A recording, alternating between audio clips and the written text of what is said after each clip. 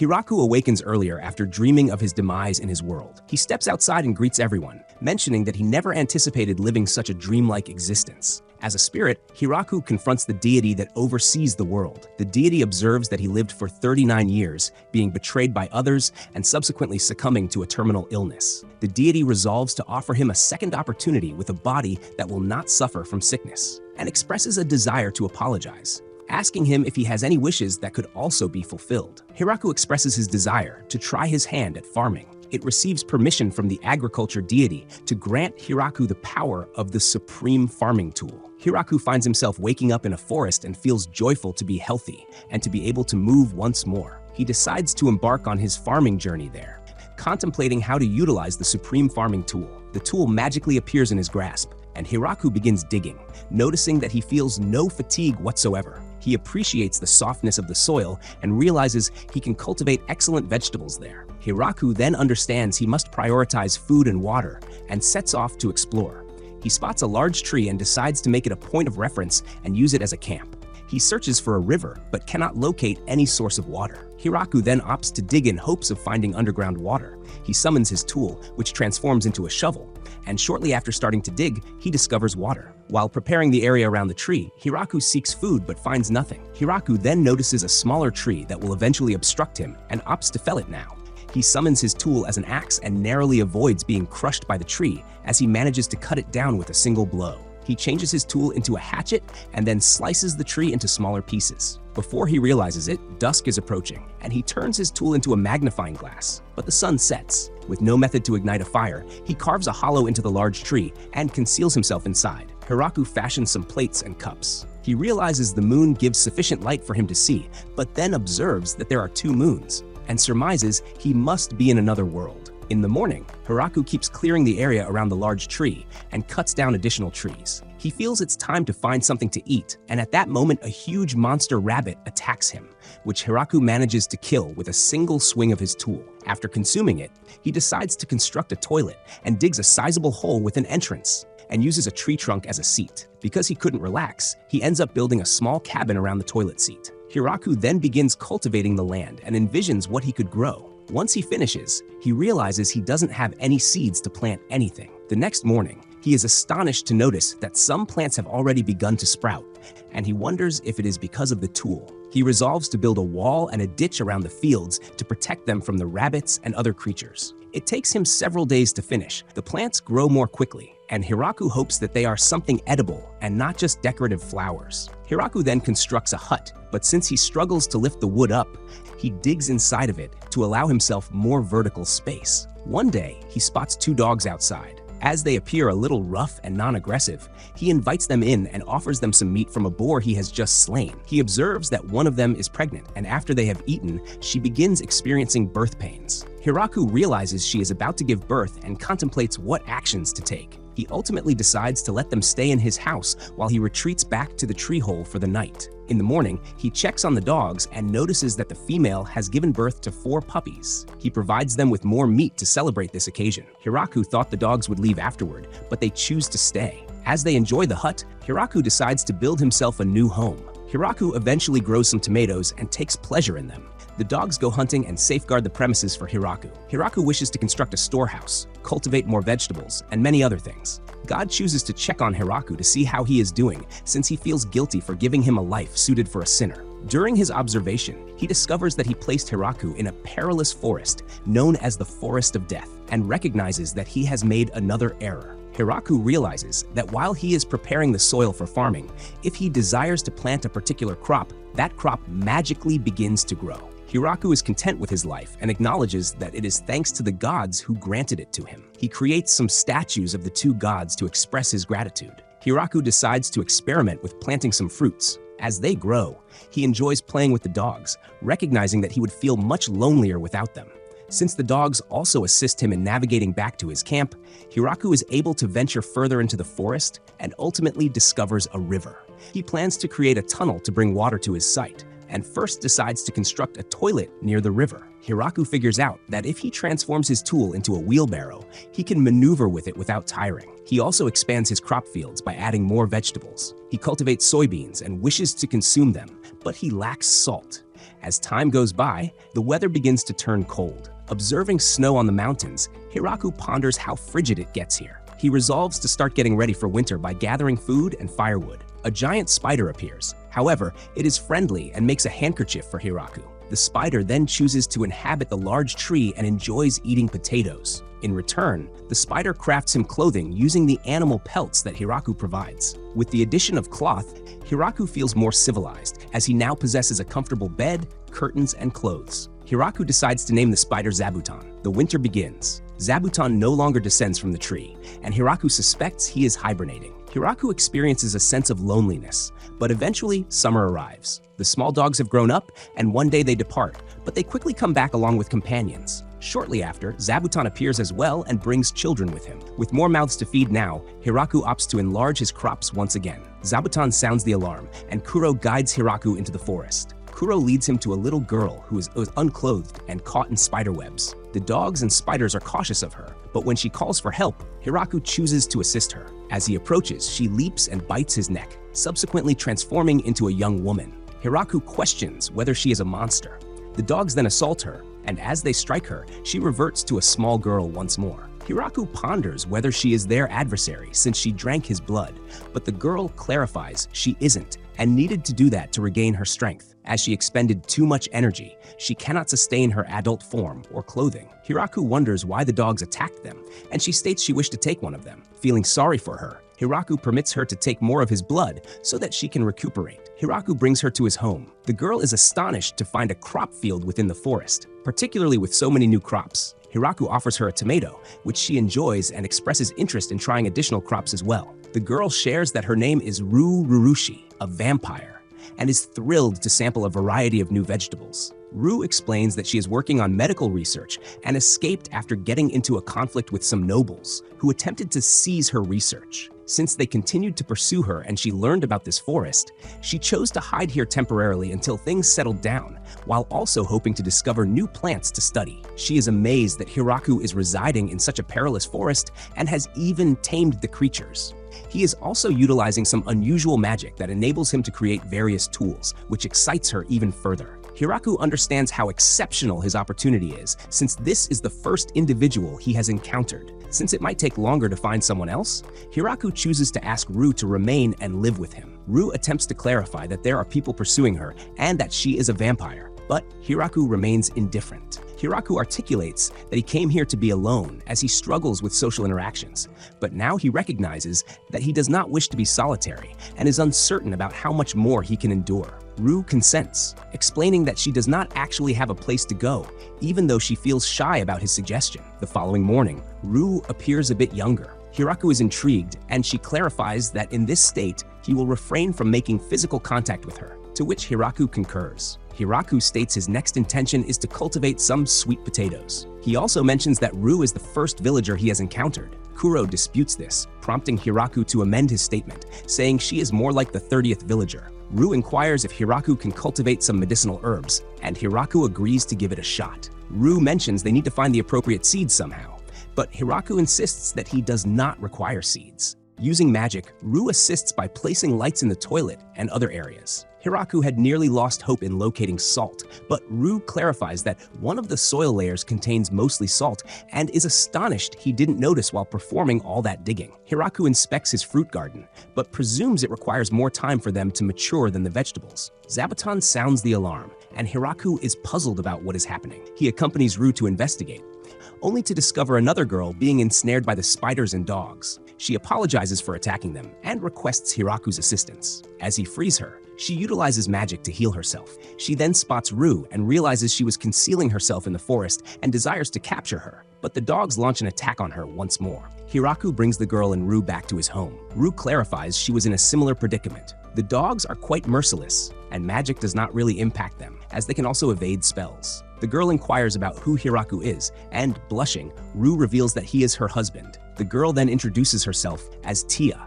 an angel. Hiraku speculates that she serves God, but Ru explains that angels are a race of warriors who possess more muscle than intelligence. Hiraku questions why Tia is pursuing Rue, and Tia explains that Rue has a bounty due to the destruction she caused in the town. Rue is perpetually researching odd medicines and concoctions, and whenever something irritates her, she starts exploding things. Rue states that this occurrence only happened once because the nobles were excessively demanding and needed to learn a lesson, and it was an accident, finally admitting she went a bit overboard. She also mentions that Tia is somewhat stronger than her, which is the reason she fled into the forest. Tia is astonished that Rue is acknowledging her vulnerabilities, and Rue explains it's because she understands how weak she is after confronting the dogs. Rue invites Tia to live with them, believing she will enjoy it. Tia consents, and Rue takes her on a tour to showcase the crops. They spend the day gathering some vegetables, and Hiraku offers Tia some to taste, which she ultimately enjoys. After several days, Tia inquires with Hiraku about the possibility of growing additional strawberries. Hiraku clarifies that they can, but even with an expansion, they will struggle to keep up with the harvesting of everything. Tia acknowledges that they could indeed benefit from extra assistance. Hiraku further observes that even if they successfully harvest everything, they might not be able to consume it all. Hiraku notices that the dog family has expanded significantly. Soon, they will mature and seek out partners for themselves. Rue realizes this means their numbers will increase even further, prompting Hiraku to recognize that the hut he built for them won't suffice in size. Hiraku consequently resolves to construct a dog area adjacent to the orchard. Hiraku still has not named the new pups, as there are too many, making it difficult for him to come up with names. Hiraku then observes Zabuton's children departing, although some choose to remain. Tia informs Hiraku that she will be away for some time and takes flight. A few days later, Tia comes back accompanied by a group of high elf girls.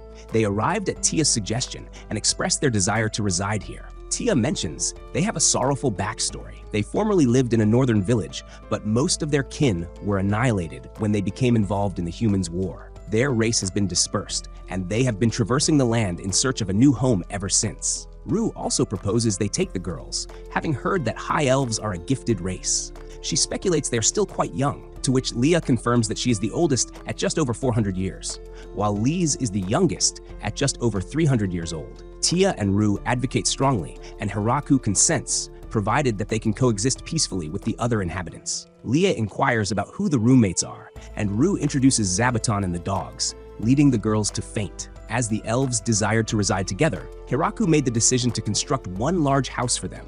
The elves possess greater knowledge regarding construction, and Hiraku chooses to adhere to their instructions while they build the house, primarily digging and supplying lumber to them. After a span of 10 days, the house is finished. It is quite spacious, and both Rue and Tia express their admiration. Hiraku feels envious and contemplates rebuilding his hut. The elves' house features a large living room where they can all convene and dine.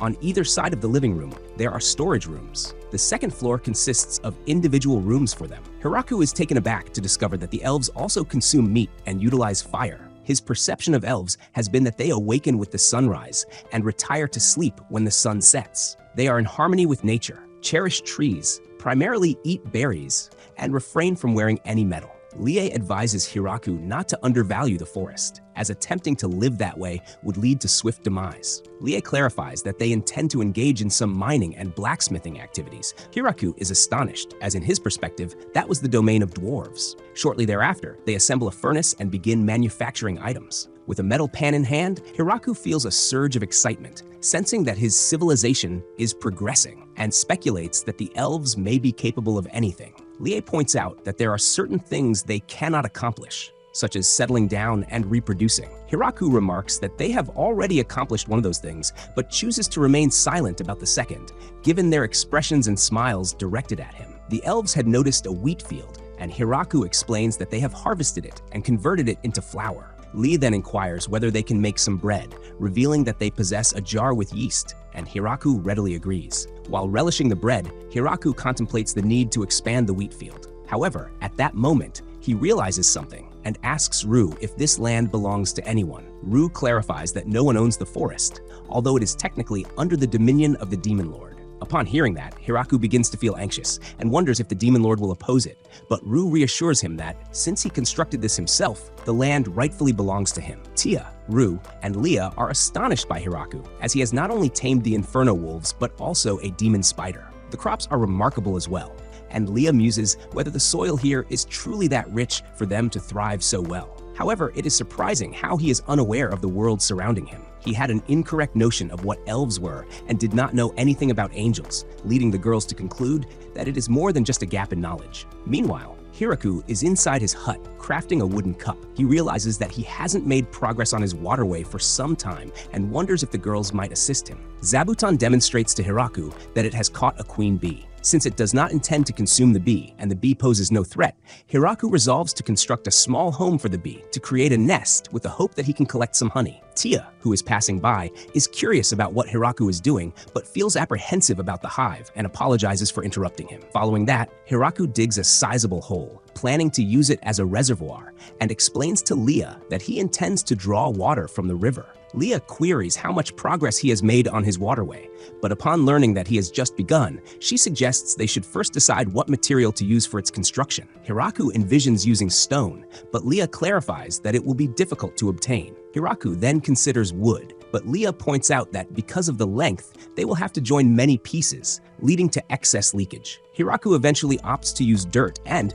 utilizing the almighty tool, he compresses it, transforming it into something solid and sturdy like concrete. Hiraku allows the elves to manage the foundation of the waterway, while he concentrates on sealing the seams and reinforcing the foundation. Hiraku also succeeds in catching some fish. Tia and Ru identify the fish as quite ferocious ones from the Forest of Death and question whether it is safe to consume them. They make Hiraku try them first and will only eat afterward, but ultimately find them delicious. Hiraku captures additional fish and preserves them with salt. Hiraku is astonished that he has been able to grow some rice, but now that he has easy access to water, Hiraku decides to create a rice paddy. After he excavates the area and floods it, the girls speculate whether he means to create a lake and grow fish in it. Hiraku refutes this and asks them to assist him in planting some rice. The rice fields flourish rapidly, and Hiraku teaches the girls how to harvest them. After drying the rice, he utilizes the almighty tool to craft an ancient thresher and then a sieve to remove the leaves and plant debris. He then employs a mortar to separate the husk from the rice and a pestle to polish the rice. The girls observe that it is quite a bit of work and wonder if they can finally eat, but Hiraku explains they must first cook it and shows them how to do so. Ultimately, Hiraku shapes the rice into rice balls. The girls enjoy the rice balls so much that they consume all of them, leaving only a single grain of rice for Hiraku. The girls can clean themselves with magic, but since Hiraku cannot do so, he opts to construct a bath. The girls mention they can wash in the river, but Hiraku clarifies the advantages of having a bath and that they can bathe in winter as well without freezing. The girls assist him, and the progress on the bath is going smoothly. However, Hiraku then realizes and ponders if it is acceptable to discharge the wastewater back into the river. Tia proposes that they utilize slimes since they will consume the waste products and purify the water. Tia brings some slimes, and Hiraku builds a purification pool for them. Tia points out they can also place them into the toilets, but Hiraku is uncertain if he wants to do his business over a slime's head. Hiraku discovers some mushrooms growing on his wood logs, and not knowing which ones are poisonous and which are safe, he wonders if he can cultivate some mushrooms himself and uses the mighty tool to strike the wood, hoping for shiitake, shimeji, and other mushrooms. In the evening, Hiraku teaches the girls how to use the bath. He explains that once they undress, they should clean themselves in the washing area. Leah interrupts him and says it would be simpler if he demonstrates. Hiraku consents and shows them the process. As he enters the bath, he feels overwhelming joy. The girls then do not hesitate and begin following the steps to join him. Hiraku mentions he will leave to let them enjoy it and will use it afterward, but the girls say they can bathe together, as that way they won't have to heat up water again. Surrounded by the girls, Hiraku feels he cannot relax. The following day, Hiraku notices that he has grown some mushrooms. He then hears the dogs and sees that they have discovered 5 new elves and brought them in. As the girls introduce themselves, Hiraku realizes they all start with La, indicating they must be related. Leah explains that she recognizes them and that they used to live in the same village, but they last saw each other 200 years ago. Hiraku agrees that they can live there as well, and Leah expresses her desire to start building them a house. She also mentions that they can seize the opportunity to make some improvements to Hiraku's house. Kuro observes that the number of females in Hiraku's group has risen. Kuro shares that he had lived in solitude in the forest and was never bested in combat by another male. He had planned to live as he wished, but one day he encountered a female who ultimately overpowered him. From that moment, the two began to travel together. The female eventually became pregnant, and Kuro was content with the prospect of having a family. But they encountered a grappler bear, the ruler of this forest. The bear defeated them, but chose not to eat them. Injured, the two were unable to hunt for sustenance. They became so weakened that their usual prey evaded them, and ultimately they arrived at the heart of the forest, a place even the grappler bear steers clear of. There, they discovered a solitary human male. Typically, humans conceal themselves in the forest and refrain from lingering in one location for an extended period. Kuro pondered how such a frail human could survive independently, but then he sensed the boundless power emanating from the extraordinary tool. Kuro believed this marked their end and accepted it. However, Hiraku generously shared his food and tended to their needs. Kuro and his wife then resolved that Hiraku would be their master. Kuro's sole worry is that Hiraku does not seem to grasp that Kuro is a fearsome creature known as the Inferno Wolf. Kuro is confident everything will be all right and is grateful for having met Hiraku. Hiraku's new home is finally completed. The girls then take him on a tour of the house and his bedroom. Hiraku notices a room with a bolt lock and is curious about its contents, but upon opening it and spotting a bed for two, he quickly closes the door and pretends he didn't see it. The following day, Hiraku chooses to prepare a dish he hasn't tried making before: curry. Hiraku brings the girl to an area of his crops where they observe many unfamiliar plants, and he explains that some of them are varieties that won't thrive in regions with snowfall, but due to the miraculous tool, he can cultivate them here. He goes on to gather spices for the curry, starting with some cumin. Next, he collects some turmeric and explains that this ingredient provides the curry its color. Afterward, he gathers coriander and mentions they need to grind the seeds into powder. He also picks some cilantro leaves, whose scent repels the dogs. The girls notice and suggest it might be useful to research the plant. Hiraku then continues to collect black pepper and cayenne peppers. Having collected all the spices, Hiraku moves on to the next step, but sees that only Leah is present, who tells him that Ru and Tia are preoccupied with some research on creating a powerful protection talisman. Hiraku then begins cooking, heating the rapeseed oil they extracted and adding the rabbit meat. While that cooks, he grinds all the spices into powder, excluding the cumin. When the meat develops some color, he removes it to prevent overcooking and cooks the cumin with the leftover bits and juices from the meat. Following that, he adds diced onions, ginger, and garlic. Next, he incorporates tomatoes and continues sautéing everything. When it turns into a paste, he adds the spices and some salt. After cooking it for a short while, he then introduces the meat and boiled soybeans along with some water. As he allows it to cook, Hiraku feels he has forgotten something and then remembers it's naan. Hiraku clarifies that the recipe is the same as making regular bread until the point they allow it to rise, where they will roll the dough with a rolling pin. The girls return just as Hiraku finishes cooking, and they all sit down to eat.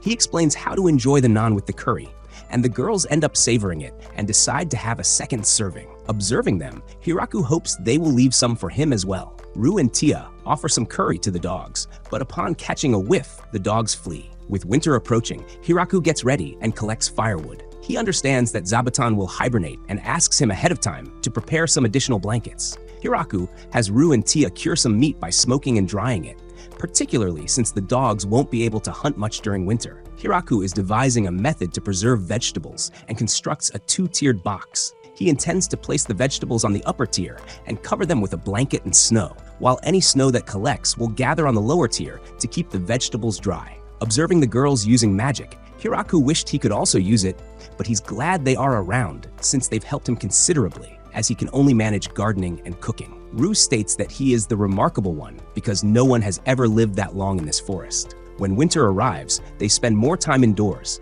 and Hiraku decides to create some board games like Reversi, chess, and a mahjong set. He explains the Reversi game, noting that it concludes when the board is full, with the winner being the one who has more pieces of his color. Ru finds the game rules straightforward and questions if it will be enjoyable, but Tia asserts that it allows for intricate strategies. Hiraku praises Tia for her insight, which irritates Ru, leading her to challenge Tia. As they play, Tia is definitely winning, but Ru overturns the board, pretending it was an accident. Ru suggests they restart since they don't recall where the pieces were, but Tia uses magic and restores the board to its original state. Ru flips it again, but Tia magically restores it once more. Hiraku checks on the other girls and notices Kuro advising where to move a piece. He then sees other dogs playing chess and is astonished that they not only grasp the rules, but also play the game. A sense of ominous energy emanates from them, and he concludes that he should never challenge the dogs to a match. Ru then approaches and decides to play with the dogs, confident that she cannot lose, but ultimately loses and refrains from flipping the table due to her fear of Kuro. Hiraku then engages in a mahjong game with Kuro, Tia, and Leah. convinced that Kuro shouldn't have learned the rules so quickly. Nevertheless, he loses significantly, finishing in last place, while Kuro emerges victorious. Feeling disheartened, Hiraku opts to create a mini bowling game. When Rue questions why they need to knock down the pins, he chooses to name them after some villains. As they engage in games each day, winter passes swiftly, and spring arrives. One morning, Zabuton notifies them. Hiraku then observes that something large is approaching from the sky. He conjectures it is a dragon, but Tia informs him it is a wyvern. The wyvern assaults Hiraku's group, unleashing fire, but Rue and Tia employ magic for their defense. The fire spreads into the fields, yet the elves swiftly extinguish it. Hiraku contemplates his options and how to stop the wyvern. He calls forth the extraordinary tool which, to his astonishment, transforms into a spear. He launches it at the wyvern, which forms a 3-layer barrier, but the spear penetrates it and damages its wing. He then throws it again, driving it through its chest and killing it. Hiraku ponders whether it is common to encounter wyverns, but Rue clarifies that they are uncommon creatures. Hiroku then speculates if someone might have sent it, but Tia explains that even if that were true, the individual wouldn't have sent it alone, since it is a valuable creature. Hiraku then concludes it was merely a fortunate encounter. He then questions whether they can consume it, and the girls inform him it is considered to be delicacy meat. Hiraku prepares 3 dishes using the wyvern meat, and all the girls ultimately enjoy it. Rue inquires if Tia could have obstructed Hiraku's spear, but Tia observes that, since the wyvern was unable to stop it, she wouldn't have been capable of stopping it either. Rue surmises it was luck that they initially encountered the dogs instead of Hiraku. In the demonic kingdom of Galgardo, at the Demon Lord's castle, the great generals receive news that a wyvern has been defeated. Randon cannot believe it, as when one approaches their territory, they must mobilize their entire military force. Beazle reports that the wyvern was attacked from the ground and killed in 2 strikes. Randon worries they will be unable to combat someone that formidable. Beazle asserts that they are the 4 generals and must address the situation before fear spreads. Randon then resolves they should resign, but Beazle tries to dissuade him. In Gatekeeper Dragons, Drime's lair, Doraim, a blue dragon, asks Gucci if he witnessed the battle, and Gucci affirms this. Doraim wonders about the outcome if he received the spear attack, and Gucci surmises it will probably go cleanly through him. Doraim contemplates what to do, and Gucci points out that it would be unwise to attack. Hiraku savored the wyvern meat, but sensed that something was lacking and chose to finally make some alcohol. He speculated that wine might be present in this world and opted to create it from grapes. The girls were thrilled and they quickly gathered the grapes. Hiraku then established a location where he placed the grapes and instructed the girls to stomp on them. The girls felt a bit awkward initially, but figured it might be easier if they had some sort of rhythm. The elves then proposed a song from their village and began to sing. They filled several barrels, and Hiraku decided to allow the yeast on the grape's skin to ferment it for their benefit. Hiraku contemplated whether they had made too much, but upon hearing that the girls would consume it swiftly, he questioned if he had made too little. Meanwhile, the god watched Hiraku and pondered if this was sufficient for him to forgive him, but the goddess of agriculture informed him it wasn't, as he punished an innocent soul, and while attempting to rescue it, ended up sending him to the forest of death. The goddess was incredulous that he had also given him a replica of the Holy Lance Grime. The god clarified that he was merely using it as a farming implement and that he had received permission. However, the goddess pointed out that he hadn't informed her he was giving it to a human, which should drain their life force and kill them instantly. The god asserted he would be fine, as he provided him with an extremely healthy body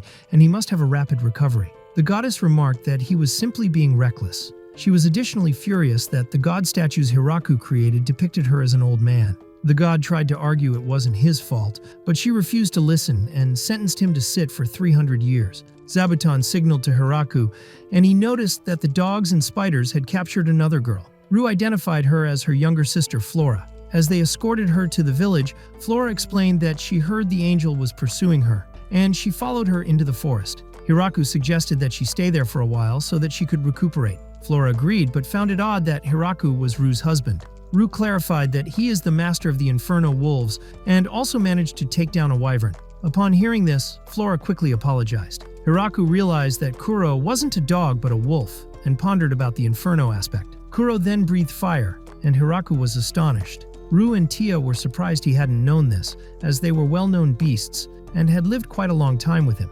Hiraku prepares some meals for Flora, who ultimately enjoys them. He expresses his desire to create some miso and soy sauce, and since Flora is unfamiliar with them, he clarifies that they are produced from fermented soybeans. As Flora questions the meaning of fermented, he describes the processes of making cheese and wine. After hearing about the microorganisms involved, Flora is thrilled about a new topic she can research. After a few days, Flora departs, but a month later she returns to stay there and has also brought her maids along. Anne speaks on behalf of all the maids and informs Hiraku that he can utilize them as he wishes. Hiraku notices that Flora has also brought 2 cows and becomes enthusiastic about the possibility of making butter and cheese now. Tia realizes that the vampires, elves, wolves, and spiders have all become large groups, whereas she is on her own. She tells Hiraku that she will take a short leave and then flies away. Tia soon returns, accompanied by her underlings. 3 angels named Gran Maria, Kudel, and Corone, as well as some lizard men represented by Daga and a chicken. With the arrival of the maids, who belong to a race of ogres, all of the chores begin to be completed much more quickly. Hiraku observes that they don't prepare any complicated recipes and decides to share all the cooking techniques he knows with them. This piques the interest of the ogres, who then start to cook. Tia instructs the 3 angels she brought to patrol the forest. Hiraku wonders why they showed up in armor, but soon realizes that Tia intended for them to serve as security following the wyvern's appearance. The lizard men are responsible for all the outdoor labor that requires strength, and thanks to their efforts, the construction work is proceeding faster than it had before. Hiraku makes Daga wear a scarf on his arm, as he is unable to distinguish them. Hiraku notices that their numbers have grown significantly. Leia then arrives and informs him that she has brought all the elves she discovered in the forest. Hiraku notices yet another large group of elves, but realizes that they are all female. He ponders the absence of the male elves, and Leia explains that the males didn't survive. Nevertheless, they plan to have many in the future. Hiraku feels happy for them, but decides not to inquire about their plans for that. A few days later, Hiraku calls all the representatives together to discuss the naming of the village. Rue proposes that they name it after Hiraku, but Hiraku is not fond of that idea. Anne suggests they name it after the forest, but upon learning that the forest is called the Forest of Death, Hiraku thinks that's a frightening name. Zabuton then points towards the door, and when Hiraku opens it, he sees the great tree and decides to name it the Great Tree Village. That evening, he announces the name of the village to everyone, and explains that they will hold a party to celebrate. Everyone begins calling Hiraku their mayor. Hiraku states that they need to make that decision together later on, but the girls tell him that everyone is already calling him that. The village then celebrates by enjoying the first batch of wine they made.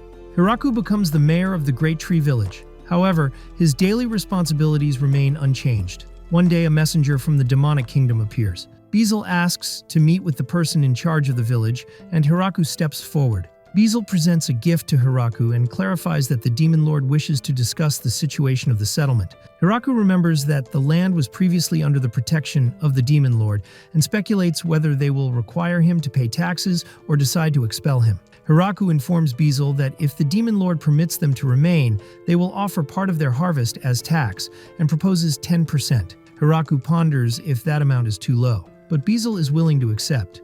Hiraku then clarifies that they can collect the tax each year before winter begins. As Beezle consents, both parties sign a contract. Hiraku's village will pay 10% of what they cultivate in their fields. However, this does not include milk, eggs, honey, or alcohol that they produce. If they show interest in the goods they create, they can engage in trade. Hiraku felt he was a bit too assertive during the negotiations, and also presented them with a gift. After Beezle departs, the girls tell Hiraku that he performed well, but typically the tax is around 50% to 60%. Additionally, having them come to collect it is a wise strategy as it compels them to officially acknowledge their residency. It is also very advantageous that they have the Demon Lord's protection. Rue is thrilled about the gift Beezle provided them, an extraordinary medicine that can be consumed or applied directly to a wound. Beezle reports back to the other 4 generals, who are taken aback that the village is yielding to them despite their capability to conquer a wyvern. Randon speculates whether they have a hidden agenda, and Beezle shares the same concern, explaining that he had no option but to accept their terms since the vampire princess and the Angel of Annihilation were present. They were also accompanied by an army of high elves and a pack of inferno wolves, along with a trio of deadly angels. Beezle had to agree to their terms, otherwise they would have become enemies of the demonic kingdom. Gratz notices that they received a gift from the village and decides to open it in case it poses a threat. He sees that it consists of fruits resembling apples, but with a more appealing shape and color. Beezle observes that the fabric containing the apples is made by a great demon spider. Gratz is astonished to learn this because a great demon spider once fought one of the previous demon lords to a standstill. Doraime, the genuine ruler of the dragons, also pays a visit to the village. Gucci presents them with a gift and clarifies that Doraime's lair is situated to the south of their location. Although the distance is considerable, they are somewhat like neighbors and came to pay their respects. Hiraku is taken aback by how Doraime continually bows, and he mentions that he would invite them inside, but Doraime is overly large. Gucci then requests Doraime to assume a smaller form, and Doraime transforms into a human. After partaking in food and drink, Doraime ends up enjoying the alcohol and expresses a desire to remain and reside there,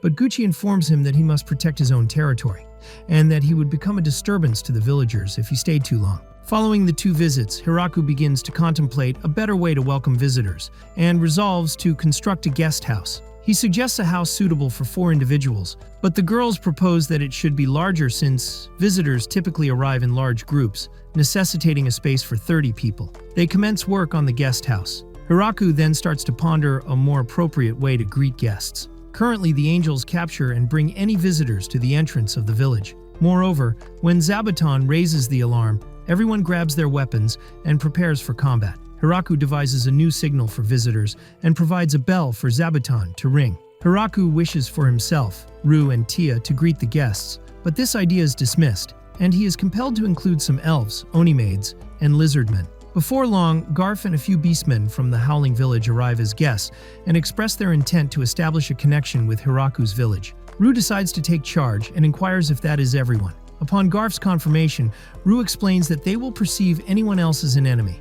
The Inferno Wolves then usher in additional members from Garf's group, for which he apologizes. She advises them to behave and afterward invites them into the village. Once they are settled into the guest house, they are locked inside. Tia points out that every guest they have hosted has brought a gift. Although she is still uncertain of their intentions, they are not adhering to the customary visitor protocols, so they will not receive the standard visitor treatment. The girls oppose providing luxurious food or alcohol to the visitors, but Hiraku successfully persuades them to offer some alcohol. While the beastmen consume food and drink, Hiraku inquires about how they discovered his village. Garf clarifies that they received information from the Demon Lord's subordinates. In the Howling Village, they sustain themselves through hunting or mining, and they have been engaging in trade with other human villages. However, due to recent issues in the human villages, the trade with them became unstable, prompting them to seek new trading partners. Tia questions why some of them chose to stay hidden, and one of them explains that if anything were to happen to the others, they would return and inform their village.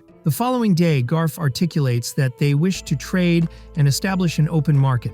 However, as it is challenging for them to bring goods to this village, he would prefer if Hiraku could come to their village, as he believes Hiraku can navigate the forest with ease. Hiraku then suggests that he could use the wolves to haul a cart filled with goods and visit their village. For their inaugural trade, Garf presents items crafted from the ores they mined, such as silverware, glassworks, and metalworks, and requests food in exchange. Upon seeing the items, Hiraku consents and provides the food they have available for trade. As they prepare to depart, Garf discloses that he was unaware that people bring gifts when visiting since their village lacks such a custom, but he promises to bring a gift next time, although he notes that they are poor and it won't be anything extravagant. Hiraku reassures him that the worth is unimportant, but the intention behind it is what matters. Some time elapses, and Hiraku concludes that it is time to engage in trade with the Howling Village. However, the girls do not permit him to leave and agree that Tia will accompany some lizardmen. Typically, the journey to the village would require 10 days, but Doraime consents to expedite their travel in exchange for a barrel of wine. Following his initial visit, Doraime began to frequently visit the village, consistently bringing treasures or weapons as gifts, so no one voices complaints about him. A few days later, Tia returns with a sorrowful Doraime. She clarifies that when the beastmen noticed them with the dragon, they were taken aback and initially declined to accept any of the items offered to them. However, they provided some free samples as Hiraku recommended, and the beastmen adored the products, ultimately trading everything. Doraime then gripes that they even exchanged the barrel of wine that was meant for him. Hiraku then assures him that he can enjoy more tonight at dinner, and Doraime feels cheerful once more. Tia discloses that the mayor of Howling Village inquired if some individuals from his village could relocate here. Hiraku notes that they require more laborers, so he would be pleased to welcome them. Tia then shares that there are 20 individuals interested in coming, and they are all young women. Hiraku expresses slight disappointment as the village is primarily composed of females and worries that the village might lack a future. He consents but requests that they send 2 young men as well. The contingent of female beastmen arrives, and Sina introduces herself. She expresses her gratitude for their acceptance and explains that they are ready to be utilized in whatever manner he deems appropriate, yet requests that he does not forsake them. Hiraku encourages them to take their time and acclimate to the area, after which they can express their preferences for the type of housing they desire. He also reassures them not to be concerned about being expelled. Hiraku ponders about the young men he requested, and Sena reveals that they brought 3 young men, as he had asked. Hiraku then notices that they are 3 young boys. Hiraku is taken aback but then realizes that in 5 or 10 years they may contribute to the village's future. The beastmen's initial fear that they will be treated terribly turns out to be unfounded, and they quickly adjust to village life. Sena's use of magic is observed by Hiraku, who speculates that everyone but him may utilize it. Hiraku is aware that the beastmen youngsters will eventually overtake him, but she tries to reassure him and explain that they are still unable to use it, and that they may learn together. Although Hiraku picks a few apples, the earth shakes, and he hears some commotion close to the hamlet. Gran Maria swiftly informs us that a bloody viper and a grappling bear are engaged in combat in the forest's northern region. Gran Maria is asked by Hiraku to accompany him in seeing the monsters and to find out whether the bear flesh is edible. Hiraku asks Gran Maria to let him off when they arrive, but she advises them to return and strategize. When she departs, he strikes the beast and kills it with 1 blow. The killer angels then stare at the vanquished monsters and remark on how amazing Hiraku is, because they were unable to defeat such a beast with a single strike. Hiraku then chooses to prepare the bear with wine and creates a wine-braised grappler bear meal, but discovers that it has a really gamey flavor. He admits that using their valuable wine to prepare food is acceptable, which surprises the girls. Because the viper tastes like fried chicken, he fries it and actually enjoys it more. Hiraku wants to test something because the viper tastes like chicken. He approaches Flora and inquires about an antibacterial substance. He claims that he needs something that can eradicate microbes and protect against stomach pain or sickness. Flora then gives him a potion, telling him that it will cause an explosion. She gives him a different concoction when Hiraku asks for something less potent. Flora tells Hiraku that she has made no progress with the miso manufacture, which also makes him curious. Even though she followed his instructions, she had already used a potion 3 times that caused her house to explode, and she had seen no fermentation. Hiraku advised them to give it another go. The day after that, Hiraku collects some chicken eggs. After that, he puts in vinegar and salt. Mayonnaise, which will complement the fried viper, is made by mixing it and then adding a bit of oil. Next, Hiraku begins with the miso by first cooking the soybeans that he and Flora had soaked in water. After that, he grinds them up and utilizes the all-powerful instrument to introduce koji mold. They make balls out of it, fill barrels with it, and leave for a couple months. After that, Ru phones Hiraku to let him know they have company. A small group of elderly dwarves, headed by Donovan, came to see them because they had heard that their alcohol was of excellent quality and they wanted them to share some with them.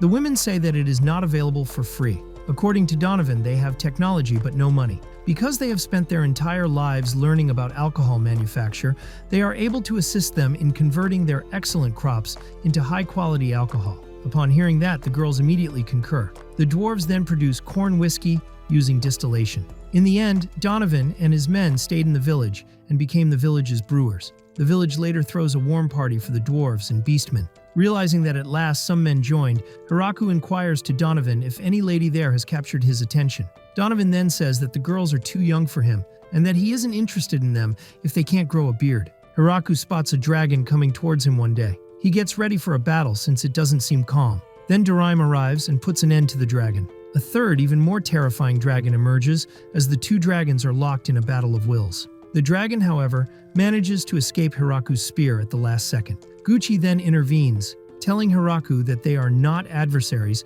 and are not engaged in combat. When the dragons touch down and change into human shapes, Gucci tells us that the other 2 are Doraim's wife, Grafaloon, and daughter Lastus Moon. Since Doraim regularly sneaks out to visit the town, his wife and daughter suspected that he might be having an affair, especially since he always steals something from the treasury and comes back in the morning. Hiraku had constructed a home for Doraim there so that he wouldn't have to walk home intoxicated, but he now believes it was a mistake. The women suspect that Doraim is concealing something, even if he attempts to convince them that everything is at the top level of politics. The women agree with Doraim's statement that he lacks the guts to have an affair. Doraemon makes his family apologize for what happened earlier. Grafaloon then apologizes for the notion of killing the man who threatened his daughter with a spear, and Lastus Moon then begs for forgiveness for nearly setting the hamlet ablaze. Things are sorted out, and Hiraku exits happily. After that, Doraemon inquires as to whether his wife and daughter comprehend his actions, to which Grafaloon responds by saying that despite their small number, they have the ability to confront them, which is something she never anticipated seeing. Grafaloon was unable to repel the assault and had to dodge it, according to Lastus Moon. That was mostly because of the spider who saved her, Grafaloon says, adding that the two are old pals. She wouldn't have survived if he hadn't rescued her. After that, Lastus Moon is instructed by Grafaloon to reside in this community and see to it that this authority is never used against them. Lastus Moon lives there, and Hiraku agrees with him. She soon begins assisting them with their labor, but as she is a dragon and is too powerful, she would frequently destroy anything he touches. Since Doraemon asked him to give her some employment, Hiraku is unsure of what to do with her. After that, he sees that the wolves are frightened, and Tia adds that the chickens and cows are too. The dragons, she says, are not just powerful, they also possess knowledge and wisdom. After that, Hiraku has an epiphany and dispatches Lastus Moon to manage the diplomatic connections with Beezle, who is taken aback by the sight of a dragon. Beezle hardly tells her that he wants more fruits like the ones they got last time, and she wonders what he wants. According to Lastus Moon, they have strawberries but few oranges. Beezle is terrified and chooses to grab 10 boxes. She also recommends a few apples, pears, persimmons, and watermelons, which Beezle also accepts. According to Beezle, they now have a dragon. Despite the danger, they opt to deploy a spy. Florem, Beezle's daughter, receives a phone call from him, where he tells her that he wants her to look into the village's military strength. Lastus Moon greets Florem in the village and shows her around. But as Lastus Moon is giving her a tour, he learns that they saw a messenger from Howling Village, and she makes the decision to explore Florem on her own. Florem then travels around to observe all of the races. She would normally expect Lastus Moon to be in charge of them all, but she learned that someone else is in charge of everyone above her. Eventually, she sees Hiraku, but she disregards him since he is merely a person. She tells Lastus Moon that Hiraku is the mayor when they meet again. Lastus Moon argues that he is powerful enough to defeat her mother, even if Florem finds it hard to believe that a person is in charge of them all. Florem, Beezle's daughter, will be staying for some time, Hiraku learned. He notices that she gets along well with Lastus Moon, but Florem begins to behave very formally and awkwardly as soon as he arrives. The slimes in Taiju Village had begun to reproduce, and they currently come in a variety of hues. It wasn't really noticed until a purple slime consumed a barrel of booze, which made the girls furious. Despite the trial and guilty verdict, Frau Rem maintains that it is a slime and will not think about its behavior regardless of the punishment imposed. Since it's only one slime, the ladies understand it and choose to ignore it. Eventually, during meals and drinks, the red slime began to join them with everyone else. The autumn arrives. Hiraku and the others are eating hot pot, and Hiraku adds that it would taste even better if they had some fish. The girls then ask him what he means by seafood, and Hiraku lists items like cod, crabs, monkfish, and kombu seaweed. Flora is advised by Rue to begin studying those topics. Tia is shocked by the fact that crabs are so tough to eat. From this village, Frau Rem tells them that they can travel south to get to a harbor town known as Shashato, which is located inside the demonic kingdom. Frau Rem makes the decision to accompany Lastus Moon on her flight to it because she is familiar with a shopkeeper there. 3 days later, Frau Rem and Lastus Moon come back with Michael Garaun, a merchant from the town of Shashato. He tells Hiraku about the fish he brought, informs him that their fishermen typically discard the kombu he asked for, but that he instructed his men to gather some. Michael outlines 3 objectives for his trip: to give Hiraku a warm welcome and express gratitude for asking to conduct business with them, to propose additional avenues for them to trade commodities and conduct business, and third, to become the village's official government supplier. According to the girls, he intends to be the sole intermediary for all trade between the hamlet and the outside world. They continue the discussion about the proposition after he presents them with a list of the items that his firm deals in. Michael wants them to talk about the alcohol next time before they leave in the evening, but Lastus Moon shouts at him that he is not allowed to have it. Michael, frightened, then retreats from the conversation and exits. He returns to Shashato via Lastus Moon. Even the thought of the community makes Michael afraid as he turns to glance back at it. One of Michael's men informs him 3 days prior that a visitor wants to chat with him. Michael is surprised as to why they don't take care of it, because he is very busy. But the guy replies that they specifically asked for him by name and brought things from their farm, and he doesn't know what to do. Michael suggests they refer them to somewhere else, since it's not their policy to bring items. But at that point, his intuition tells him not to disregard this, and he chooses to meet them. Michael is astonished to meet Frau Rem from the Chrome family during their encounter, and he is relieved that he didn't turn her away since he would have perhaps lost his cool. Hearing that she is Lastismun, he is taken aback that she is such a crazy dragon and wonders who the other woman is. The girls then present him with the products and explain that they want him to purchase them, but in return they only ask that he locate a few items for them. He notices apples while inspecting the items and understands that the fruit has made its way into the demonic kingdom and is now the topic of conversation. He may sell each of them for a few silver coins. The other fruits are then visible to him, and he is shocked by the quantity they have brought him. He says he will find them what they want, even though he thought it was really dangerous,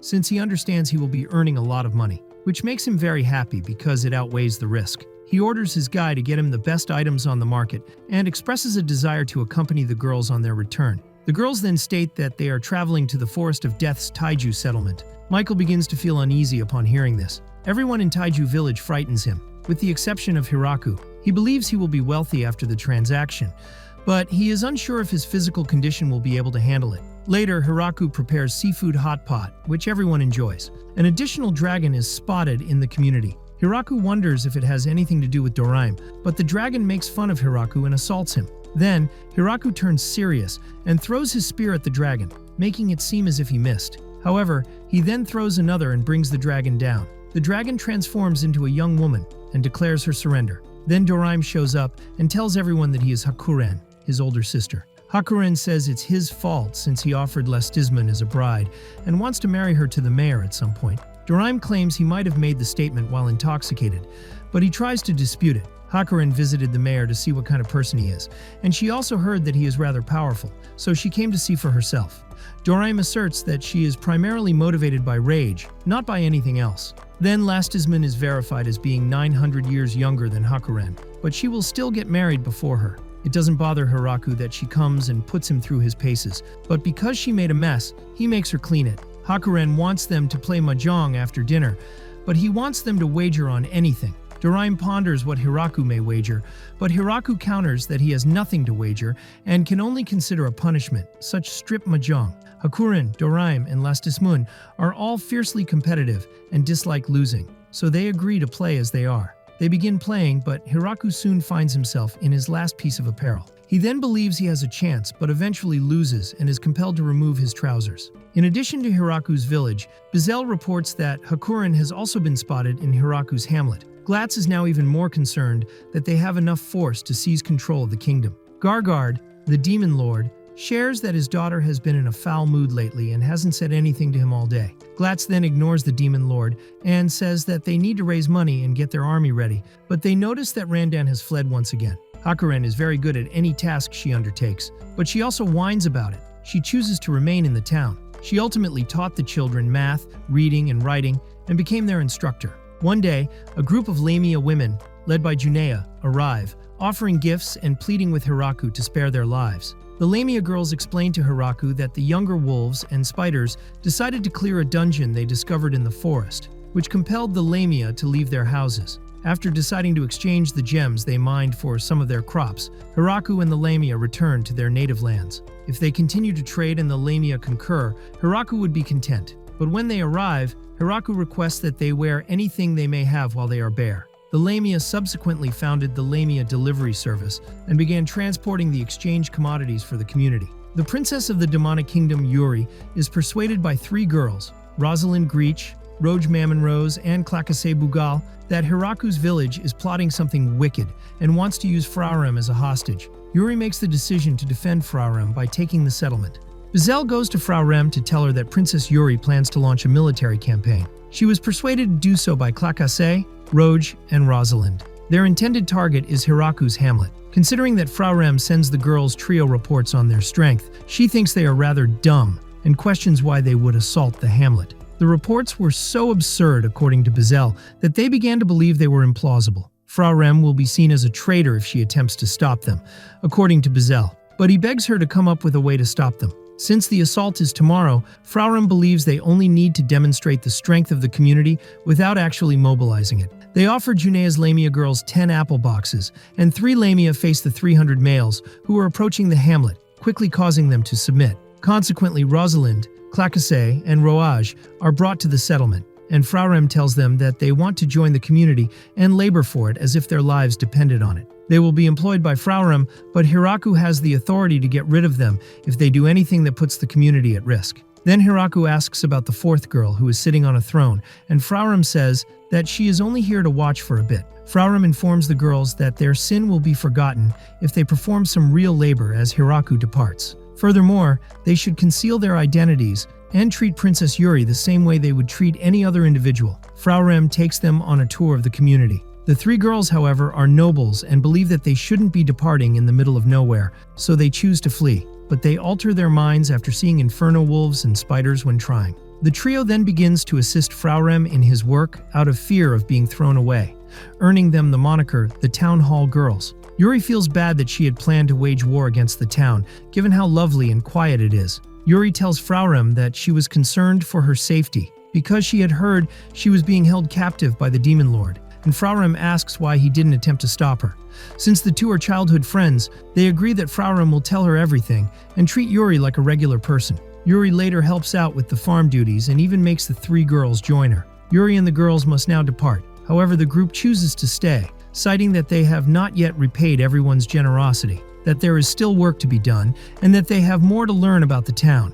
The Demon Lord Gargard tells Bezel that Yuri seems more dignified and constantly occupied with something after she gets back home. Yuri appears to be developing an interest in politics and diplomacy, and his girls are growing into adulthood before his parents are aware of it, according to Bezel. Gargard believes that if she hears the word adult, it means that she must have met a man and wants to rip him to shreds. Gargard is immediately reassured when Bezel cautions him that this behavior will one day cause her to despise him. Although Hiraku's hamlet begins its pre-winter crop harvest, they discover that they have more food than expected and nowhere to put it. Lastisman proposes that they send some to her father, which Hiraku concurs with. At this point, Hakurin recommends that her parents be sent as well. Her mother lives in the south, while her father lives in the north, she tells us. After that, Tia understands that she is referring to the Emperor Dragon Dusu and the Hurricane Dragon Raimiran. Next, Lastisman delivers crops to her father's house before traveling to Shishido City to do the same.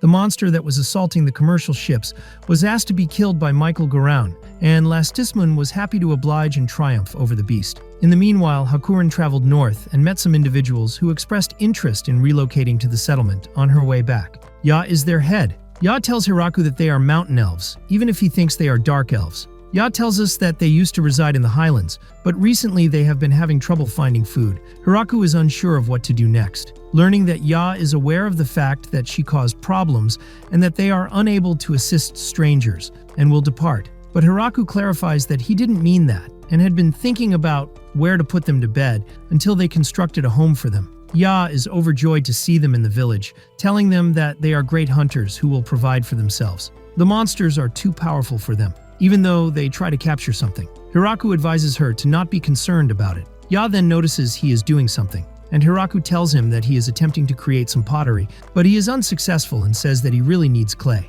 Ya then offers to locate it for him, pointing out that she is familiar with the planet, its contents, and the creatures, and that she will have no trouble fleeing them. Hiraku is delighted when Ya is able to locate clay and produce some pottery. Hiraku is informed later that they have discovered another dungeon, and at the girls' request, they dispatch a survey crew to check it out. In the meantime, Hiraku eventually completes the male bath and makes use of it.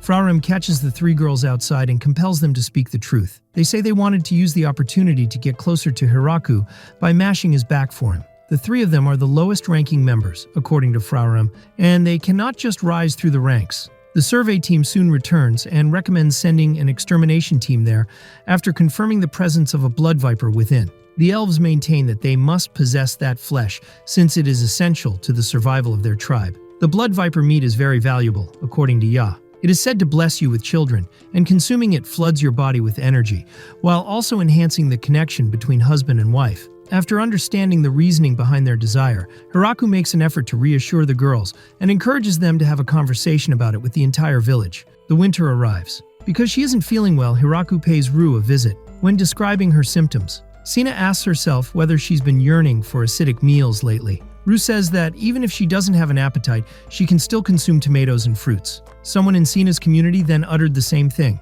she said. Sena then tells Hiraku that they congratulated the individual on the birth of their child, prompting him to wonder what happened to them.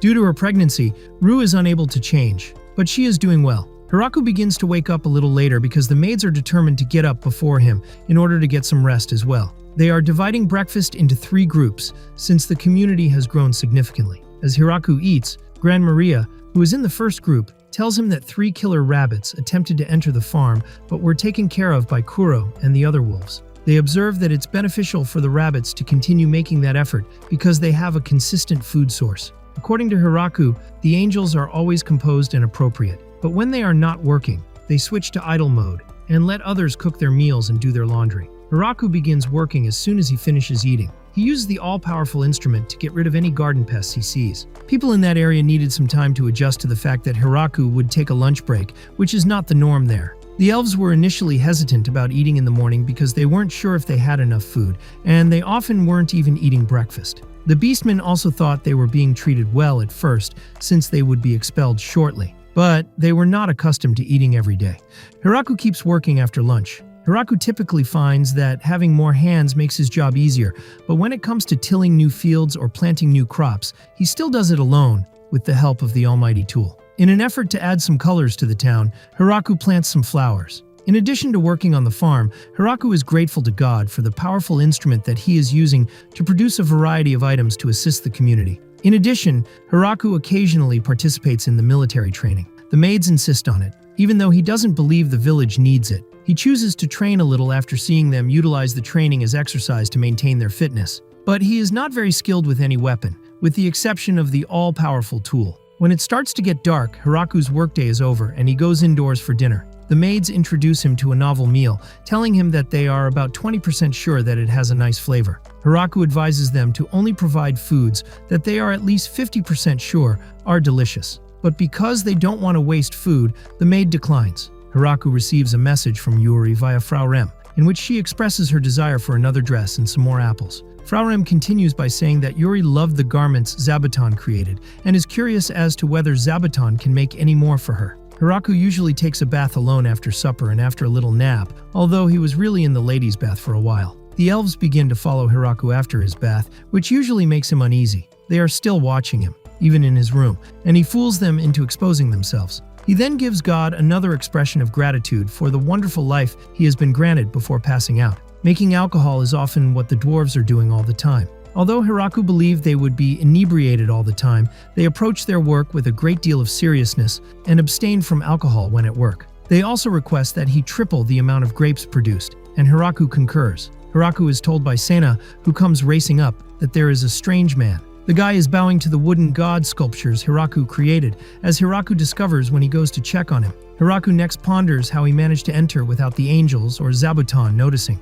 Ru knows that he is the progenitor, Vargreif, who is overjoyed to see her. Vargreif claims that he didn't believe she was expecting when he first learned about it, but that it appears to be the case. Usually they maintain their bloodline via blood packs and pregnancies are uncommon, but the government states that children are treasure and instructs her to look after it. Ru says that he can consider him to be his grandpa, but Hiraku questions who he is. The key to living a long life, according to Vargreif, is to occasionally delete his memory, with the exception of the crucial details like his name and clan. He claims to be 4,000 years old. Vargreif apologizes for arriving to the village unannounced, stating that he had only meant to browse and go, but he was drawn to the statue under the tree because it was a beautiful representation of the great creator. Vargreif tells Hiraku that he met God at birth, and God advised him to do his best despite having a somewhat odd physique. Vargreif believes that Hiraku is a vampire because of his strange physique. It must be fantastic to live to such a status, Vargreif says, because he has been attempting to recall what God looked like. Hiraku understands that he wants the statue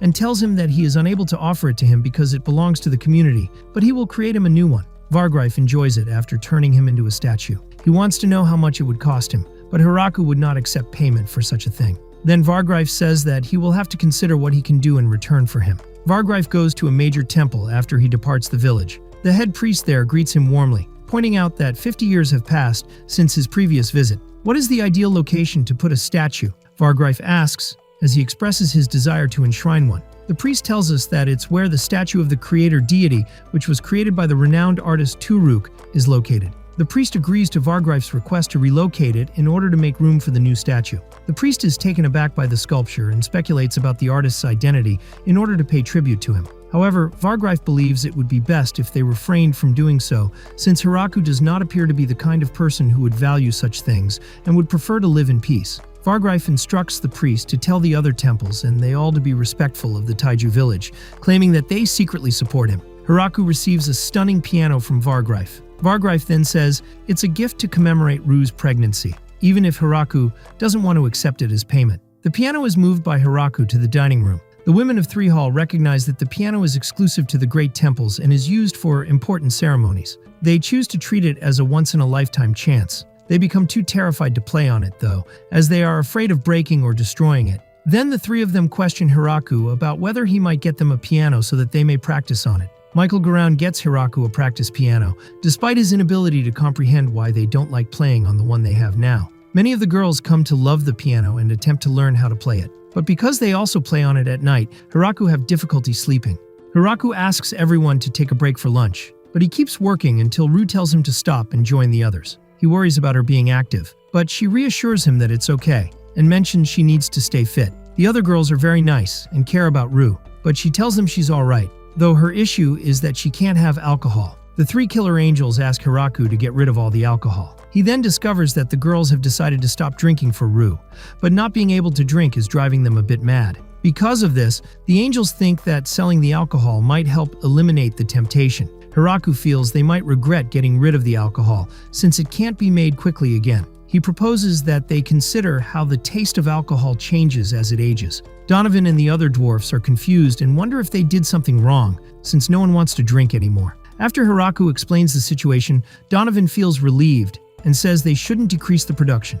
Instead, they should make more. Hiraku agrees, believing that eventually everyone will drink more to catch up on what they missed. Ru's pregnancy is progressing well, and the time for her to give birth is getting close. The whole village begins to give her different gifts. That evening, Ru senses it's time, and later she gives birth during the night. In the morning, Hiraku meets his son, Alfred, and holds him in his arms. A week has gone by, and Hiraku remembers how he used to live by himself and how things have changed since he became a father. He isn't certain if his child is part vampire, because right now, he just seems like a regular human. As he thinks back to everyone who gave gifts, he decides to show his appreciation for their kindness. He gathers the girls to share his idea of starting a new system. He gives them reward medals made of silver coins and tells them they can exchange them for things they want. Tia realizes this is similar to money, and Hiraku agrees, saying he believes the village will eventually need its own currency. Until now, Hiraku has been collecting all items and sharing them with everyone. If someone needed something,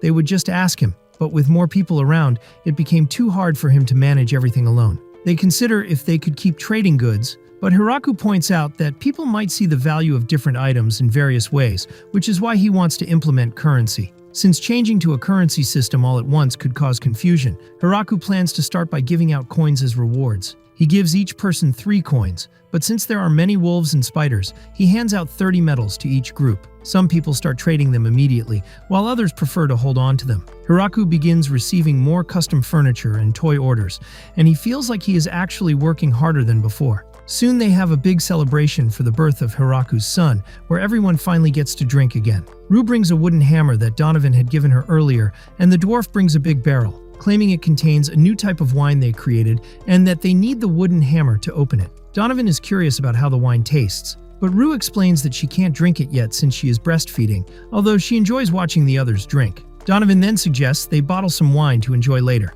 Hiraku thinks this is a great idea, and says they can save it until Alfred is old enough to drink and enjoy it together. In the demonic kingdom, Bezel informs them that Hiraku's village has welcomed a baby. They now understand that they cannot conquer the village and are looking for ways to maintain a good relationship with them. Glatz suggests marrying someone from the kingdom to someone from the village, but the demon lord misunderstands and thinks they want to marry Yuri, which he opposes. Tia, Hakuren, and Frarem inform Hiraku that a group of people wants to come here to get away from a conflict. When Hiraku learns there are more than 100 of them, he thinks they will need to create another village to accommodate all those individuals. Ru then suggests that they should go ahead with the plan. The girls are on board with this because it allows more people to settle in and propose naming it the Great Tree Village too. Hiraku mentions it will require a lot of effort, but the girls are eager to do their best. Hiraku agrees. and they begin discussing where to establish the new village.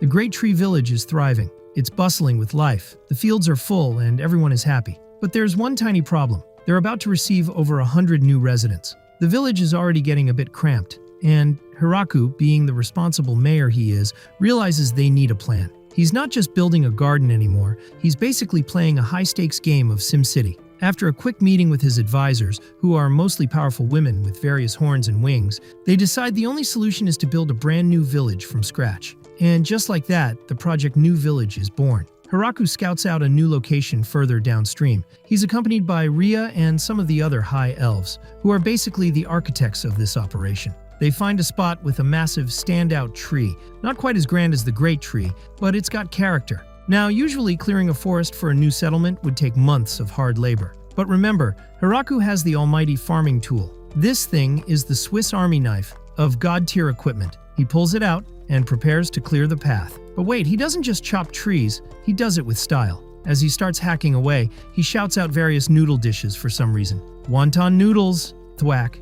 The trees stand no chance against the noodle-powered fury of his magical hoax thing. While the men are doing the heavy lifting, the rest of the village isn't exactly sitting around. We get a glimpse of the absolute chaos of logistics. Keeping track of food, supplies, and building materials for hundreds of people is a nightmare. Poor Florem and her team of clerks are buried under mountains of paperwork. Seriously, these girls are doing more math than a NASA engineer on launch day. One of them, Latiazzi, looks like she's about 10 seconds away from a total mental breakdown. Back at the new site, progress is moving at a breakneck pace. Thanks to Hiraku's OP tool and the magic-infused labor of the elves and lizardmen, they've already got roads cleared, irrigation ducts dug, and a massive reservoir built. Hiraku even takes a break to carve a wooden monument for Zabuton, the village's giant spider protector, who is low-key the MVP of the series. Just as they're finishing up the initial infrastructure, a giant dragon descends from the sky. It's Drime, the gatekeeper dragon, who occasionally acts as the village's delivery service. He's brought the first batch of new residents, the Minotaurs. Now, when you hear Minotaur, you probably think of huge, scary bullmen in a labyrinth. But this is an Isekai, so they're more like tall, muscular guys with cow horns who are surprisingly polite. Their leader, Gordon, introduces himself and explains that they were kicked out of their previous home and have been wandering looking for a place to stay. Hiraku, being the ultimate softie, immediately welcomes them and orders a massive batch of rice porridge to be made. But there's a hilarious oversight. Hiraku built the houses to fit humans and elves. When Gordon and his crew try to enter, they realize they're way too tall. It's like trying to fit a professional basketball player into a preschool classroom. The sight of these massive cowmen trying to squeeze through tiny doors is pure comedy gold. Hiraku realizes he's going to need to do some serious renovations. But the dragon delivery service isn't done yet. No sooner have the Minotaurs settled in for their porridge than more people arrive. This time it's a group of centaurs. Leading them is Gruwald, a centaur lady with a serious attitude. She walks in like she owns the place, demanding to speak to the person in charge and looking down on everyone. She's clearly expecting some humble village mayor she can boss around. This leads to one of the best know-your-place moments in the episode. Gruwald is acting all high and mighty until she meets Latiazzi, one of the village clerks who was just crying over paperwork a few minutes ago. Gruwald starts barking orders at her, thinking she's just a random village girl. But Latiazzi calmly drops the mic. She's actually the daughter of Count Droa, a high-ranking noble in the Demon Kingdom. The centaurs' faces go from "I'm the boss" to "oh crap, I just insulted a high-ranking official in record time." It turns out Count Chrome, one of the Demon Lord's 4 generals, is also personally involved in helping these refugees. Gruwald immediately drops to her knees, or rather her 4 legs, and starts begging for forgiveness. The power dynamic shifts so fast it'll give you whiplash. It's a classic isekai trope where the arrogant newcomer realizes the simple village is actually filled with the most powerful people in the world. Hiraku just stands there in the background, confused as usual. But guess what? The centaurs have the same problem as the Minotaurs. They're half horse, meaning they don't exactly fit into standard elven beds. They end up sharing the stables with the cows for the night, which is a bit of a downgrade for them. But hey, at least it's a roof over their heads. Just when you think the guest list is full, the Lamia, snake people, show up with yet another group. These are the Nunu Daphne, or wood spirits. They look like beautiful green-haired girls, but there's a catch. They can turn into trees. Their representative is a talking tree stump named Igu. Yes, you heard that right, a talking stump. The Nunu Daphne are pretty low maintenance. They don't need food or beds. They just need good soil and lots of sunlight. They literally stand out in the middle of the field all night, enjoying the fragrant soil that Hiraku has meticulously cultivated. It's a surreal sight, a field of beautiful girls just standing still like garden gnomes under the moonlight. By the end of the day, Hiraku is exhausted. He went from running a quiet farm to managing a diverse refugee camp for multiple species. He looks at his blueprints and realizes he needs to design even bigger,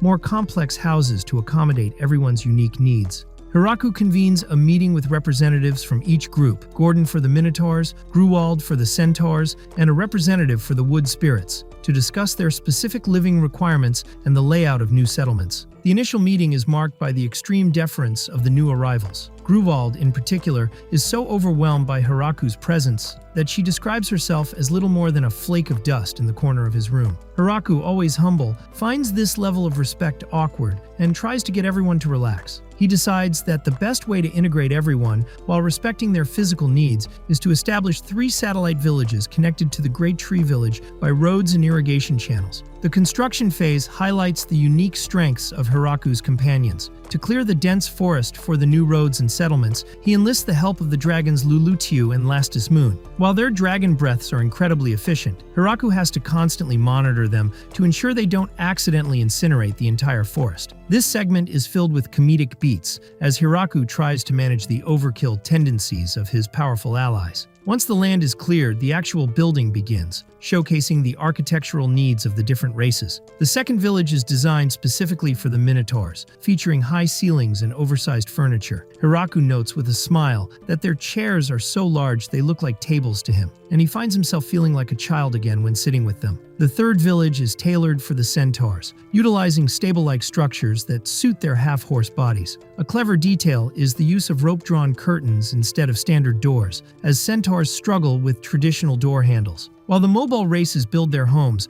Hiraku finds a perfect role for the Nunu Daphne. Since these wood spirits prefer to remain stationary, Hiraku assigns them to important junctions as sentries and messengers. They possess a unique telepathic ability to communicate with one another across long distances, making them a perfect relay network for the growing community. Additionally, Hiraku realizes they can provide light at night, acting as living streetlights to guide travelers between the villages. With the basic infrastructure in place, Hiraku settles on a simple naming convention: Village 1, Ichinomura; Village 2, Ninomura for the Minotaurs; and Village 3, San Nomura for the Centaurs. Gordon is appointed the representative of Village 2, and Gruwald takes the lead for Village 3. As the residents settle in, new challenges arise regarding food production and security. It quickly becomes clear that neither the Minotaurs nor the Centaurs are particularly suited for hunting in the treacherous Forest of Death, which is inhabited by monsters far stronger than those in typical regions. Hiraku decides that the village's hunting needs will remain the primary responsibility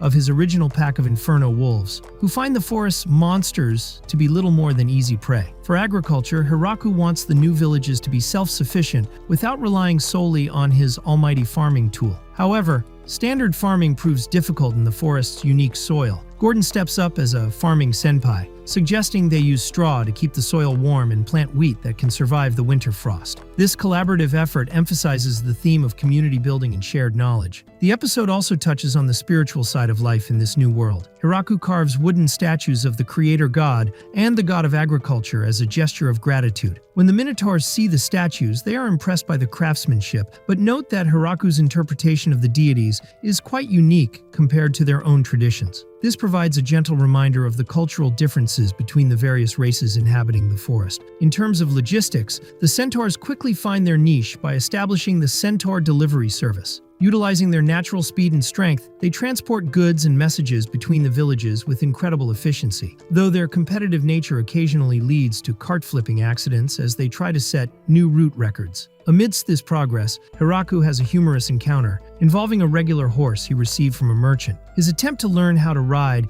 leads to an awkward moment with Gruwald, who seems to feel a strange mix of rivalry and pride regarding her own centaur physiology compared to a common beast. Finally, Hiraku reflects on the demographics of his expanding territory. While his original village was heavily skewed toward a female population, the new races have brought a more balanced mix of men and women. However, he learns that interspecies marriage is rare due to physical differences, meaning the races will likely remain distinct communities within the broader village network, despite the underlying concerns about the future. As winter blankets the forest of beginnings, Hiraku Machio takes a well-deserved break from his rigorous farming duties to enjoy the cozy confines of his hearth. This season marks another cycle since he began his new life, and the village has changed drastically. With the addition of residents from the newly established second and third villages, including minotaurs and centaurs, the population has surged. However, Hiraku notices a strange trend. Their food supplies aren't diminishing as planned. A consultation with the village representatives reveals a poignant truth. The new residents, accustomed to harsh lives of scarcity,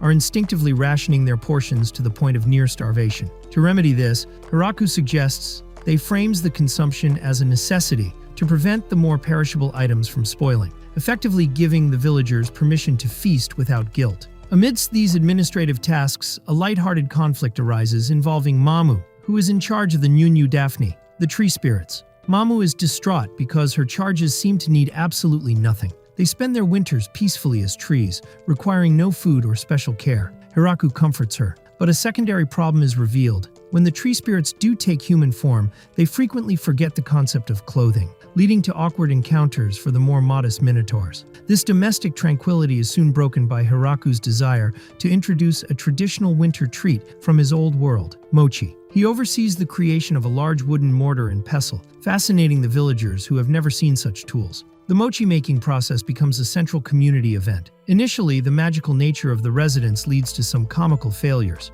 When one villager puts too much power into a strike, the rice compacts so densely it transforms into a glowing green gemstone rather than dough. Jokingly suggests using explosives to pulp the rice faster, a suggestion Hiraku quickly vetoes. Eventually, they find their rhythm, and the village enjoys a massive feast. They sample mochi with sweet soy sauce, roasted soybean powder, kinako, and a vibrant green edamame paste known as zunda. Hiraku also prepares zenzai, a warm red bean soup that is a perfect antidote to the winter chill. The celebration is bolstered by Donovan, the dwarf, who brings a fresh batch of doboroku, unfiltered rice wine, which is an instant hit among the adults. Romantic drama unexpectedly interrupts the season when Gratz Britoa, one of the four great generals of the Demon Lord's kingdom, arrives with a dramatic purpose. He falls head over heels for Ronana, a Minotaur woman from the second village, and offers a formal kneeling proposal in full armor. This sparks a cross-cultural discussion about marriage, with Ronana explaining that in her culture, the village head's permission is paramount. While Gratz is so overcome with passion that he threatens to resign his post to stay by her side, Hiraku acts as a voice of reason. He insists that Ronana's personal feelings must be the deciding factor. Ultimately, the two agree to begin a courtship through the exchange of letters, much to the relief of the Demon Lord's aide, Bezel, who feared losing a general to village life. As winter begins to wane, Hiraku's culinary nostalgia turns towards sushi. He enlists the help of the merchant Michael to source seaweed, nori. When Michael delivers a barrel of raw, wet seaweed, the villagers are skeptical, comparing it to common forest moss. Hiraku demonstrates the meticulous process of cleaning, chopping, and pressing the seaweed into thin sheets. Utilizing the magic of the resident high elves and mages to dehydrate the sheets, they successfully produce dark, crisp nori. Because the concept of raw fish is still seen as dangerous and unappealing to the villagers, Hiraku adapts the recipe into futomaki, thick rolls, and salad rolls, using cooked ingredients like eggs, vegetables, and real crab meat. The introduction of sushi is a major success. The episode concludes with the arrival of the first thaws of spring. Hiraku decides that the village needs a grand festival to celebrate their growth and the coming of the new planting season. He gathers the village leaders to brainstorm ideas, but the cultural gap remains wide. Realizing that a consensus is impossible, Hiraku implements a lottery system. He draws a slip from a box, revealing the chosen theme, a martial arts competition. While Hiraku initially worries that it might be too violent, the villagers are thrilled at the prospect of showcasing their strength, setting the stage for an intense and competitive spring season in the Forest of Beginnings. The Great Tree Village is in full bloom, and with the change in season, Hiraku, the village mayor, is busy planting a colorful array of pansies to decorate the communal areas. However, the tranquil atmosphere is frequently interrupted by the sounds of clashing steel and heavy breathing. Hiraku notices that the various residents, elves, lizardmen, and beastmen alike, are training with an almost obsessive intensity. Realizing that the village has grown significantly and the residents possess an abundance of pent-up energy, Hiraku decides to organize a grand event to channel this spirit into a celebratory festival. Thus, the first ever Great Tree Village martial arts competition is born, intended to serve both as a harvest celebration and a way to foster camaraderie among the diverse inhabitants. As the plans for the tournament take shape, Hiraku, assisted by the ever-reliable Daga and the village leaders, constructs a massive arena. The rules are divided into two distinct categories: the open tournament for general villagers and the warrior tournament for the village's elite fighters. To maintain safety during these high-stakes duels, Hiraku uses his universal farming tool to create enchanted headbands. These headbands are infused with protective magic that unravels when a participant receives a decisive blow, signaling their defeat without causing actual physical harm. Beyond the arena itself, the village is transformed into a bustling fairground with food stalls offering harvest treats and designated spectator seating for guests. The excitement reaches a fever pitch with the arrival of high-profile visitors. Yuri, who has been living in the village, brings her father, Galgardo. To Hiraku's shock, he discovers that this unassuming, doting father is actually the titular demon lord of the Galgardo kingdom. Despite his fearsome reputation, Galgardo proves to be remarkably polite, though he is clearly awestruck by the village's high standard of living. Shortly after, the Emperor Dragon Doze, Hakuren's father, makes his grand entrance. These legendary figures of the world find themselves sitting side by side, humbled by Hiraku's hospitality. The morning kicks off with the Open Division, featuring characters whose primary roles aren't necessarily combat-focused. We see Rosalind, one of the village clerks, facing off against the beast woman Mamu. While the stakes are technically lower, the participants show surprising grit. Rosalind, usually found buried in paperwork, demonstrates that living in the dangerous forest has sharpened her instincts. Another notable match involves the elder dwarf Donovan, who uses his immense physical strength and experience to secure a victory, much to the delight of the crowd. This segment emphasizes that every member of the village, regardless of their daily job, has grown stronger through their shared life in this harsh but rewarding land. The atmosphere shifts dramatically as the warrior tournament begins. The first round pits the Inferno Wolf Uno against the Lamia Junea. Junea fights valiantly, but she is clearly intimidated by the wolf, as his pack nearly wiped out her people in the past. Uno showcases the sheer, terrifying speed and elemental power that makes Inferno wolves the forest's top predators, securing a swift win. Following this, Makura, one of Zabuton's many spider offspring, enters the ring against Daga, the lizardman leader. Despite Daga's martial skill, Makura's strategic use of silk and wall running allows it to outmaneuver the lizardman, trapping him in a web and earning a win that surprises even Hiraku, who begins to realize the spiders might be the village's secret power. The elite matches continue with a fierce duel between Ya, the mountain elf, and Garf, a guest warrior from Howling Village. This fight is a blur of high-speed swordplay and brute force, highlighting the world-class talent now residing in or visiting the village. Next, Leah, the high elf leader, takes on the angel Gran Maria. Because Gran Maria has the advantage of flight, the rules are momentarily adjusted. Their battle is a breathtaking spectacle of mid-air archery versus precision swordplay. Both women push themselves to their absolute limits, culminating in a spectacular exchange that leaves them both exhausted, resulting in a rare and respected draw. The competition then moves to a highly anticipated exhibition match between the village's two most prominent women, Lu, the vampire, and Tia, the angel. What begins as a friendly demonstration quickly escalates into a serious magical duel fueled by their long-standing personal rivalry. They disappear from sight, zipping through the air at supersonic speeds, their clashes creating shockwaves that rattle the spectator stands. They trade massive fireballs and light-based spells that illuminate the sky, turning the arena into a kaleidoscope of magical chaos. Tia wins, but later in the finals is defeated by Zabuton. The episode concludes with an awards ceremony where Hiraku presents handcrafted medals and a crown to the champions. The referees also want a mock battle: the ancient dragon Hakuren and the dragon Lasti. They do not hold back, utilizing their draconic strength and breath attacks. The sheer force of their clash is so immense that it creates a localized explosion, which, despite the total destruction of the stage and several food stalls, the crowd erupts in cheers, celebrating the incredible display of power. As the sun sets over the ruins of the arena, while Hiraku is slightly stressed about the repair work ahead and the dangerous enthusiasm of his residents, he is ultimately moved by the joy the festival brought. The Demon Lord and the Emperor Dragon are seen enjoying the local brew, already inquiring about the date of next year's tournament. The episode opens with Hiraku and his group harvesting a fresh batch of daikon radishes. During the process, Hiraku discovers a botanical quirk. The top part of the radish is sweet and refreshing, while the bottom tip is intensely spicy. He accidentally lets Sina, the energetic fox girl, bite into the spicy end, causing her to puff steam from her ears in surprise. As they decide to use the spicy tips for pickling, the Beastkin children arrive with a warning that weird people have appeared at the great tree. Hiraku investigates and finds two dignified strangers performing a deep ceremonial bow toward the tree. They are revealed to be Valgrife, the progenitor of vampires, and Fushu, a great priestess of the Koran religion. Valgrife is an ancient, laid-back vampire who jokes about his inability to stay dead, while Fushu is a woman of such high religious stature that parades are typically held in her honor. A mother's plea and the alchemist's quest. The strangers haven't come for conquest, but for help. Fushu explains that her son is dying from a complex, multi-layered magical illness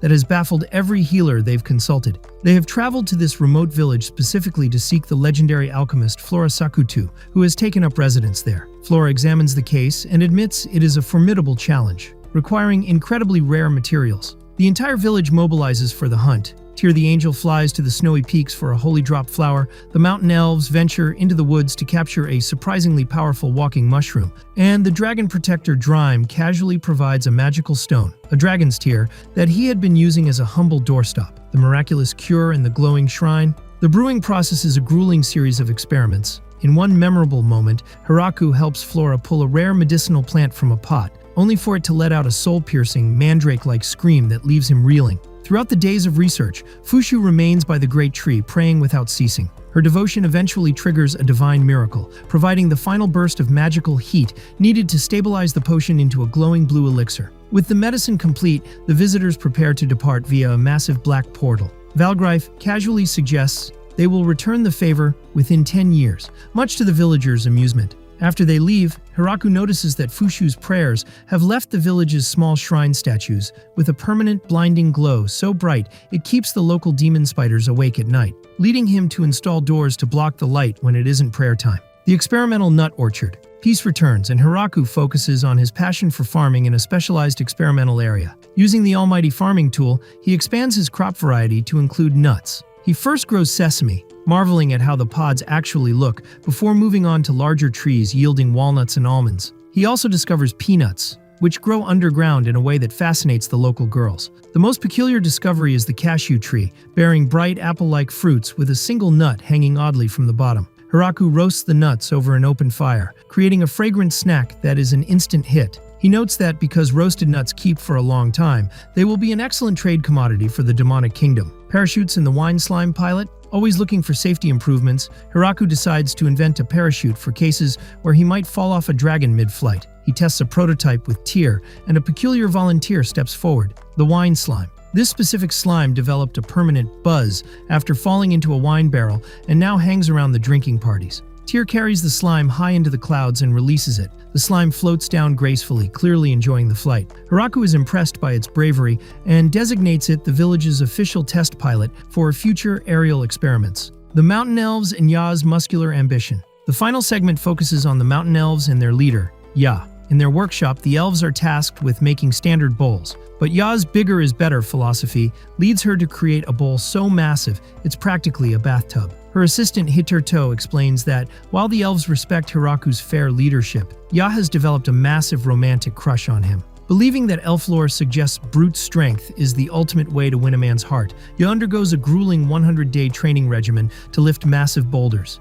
A romantic misunderstanding. Ya eventually corners Hiraku in the fields and hoists an enormous mountain of a rock over her head to show off her physical prowess. Instead of being charmed, Hiraku is terrified for her safety and begs her to put the dangerous rock down immediately. Ya misinterprets his genuine concern for her well-being as a sign of deep affection, ending the day feeling like a romantic success, while Hiraku is just relieved that the boulder didn't crush his best worker. The episode opens with an atmospheric establishing shot of the Forest of Death, a place where the very environment warns intruders of their impending doom. The narration by Hiraku Machio, the village mayor, explains the unsettling silence of the woods. Birds refuse to fly here because the canopy is the hunting ground of the demon spiders, the offspring of the village's guardian, Zabaton. This introduction sets the stage for the arrival of outsiders who haven't yet learned that the Great Tree Village is the only oasis of civilization in this lethal wilderness. The quiet is broken when a patrol of Kuro's wolves and several of Zabaton's spiders corner a group of winged intruders.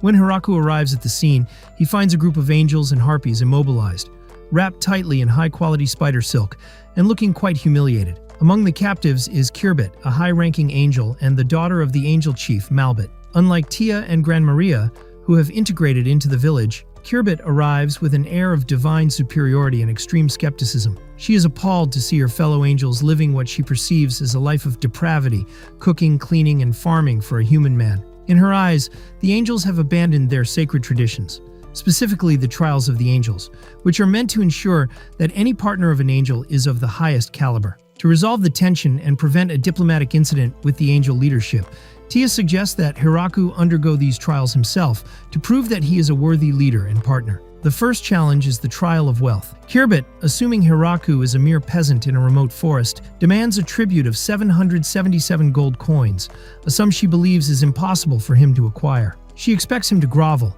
Instead, Hiraku remains calm. He reaches into his storage and pulls out a massive glowing gemstone, a rare dragon stone, sometimes referred to as a philosopher's stone in various translations, that he casually unearthed while tilling the soil with his almighty farming tool. When Kirbit's jaw drops at the sight of a gem worth thousands of gold coins, Hiraku, genuinely worried he hasn't given enough, begins pulling out handfuls of other rare ores and jewels he considers rocks from the field. The sheer contrast between Kirbit's expectation of poverty and the village's actual abundance creates a comedic beat that leaves the angel auditor physically staggered. Moving to the Trial of Wisdom, Kirbit presents a traditional angel game that functions as a test of strategic foresight. It is a variation of a stone removal game, where players take turns picking up 1, 2, or 3 stones from a pile, and the person forced to take the last stone is the loser. Kirbit is immensely confident, claiming the angels have perfected the mathematics of this game over millennia. However, Hiraku immediately recognizes it as Neem,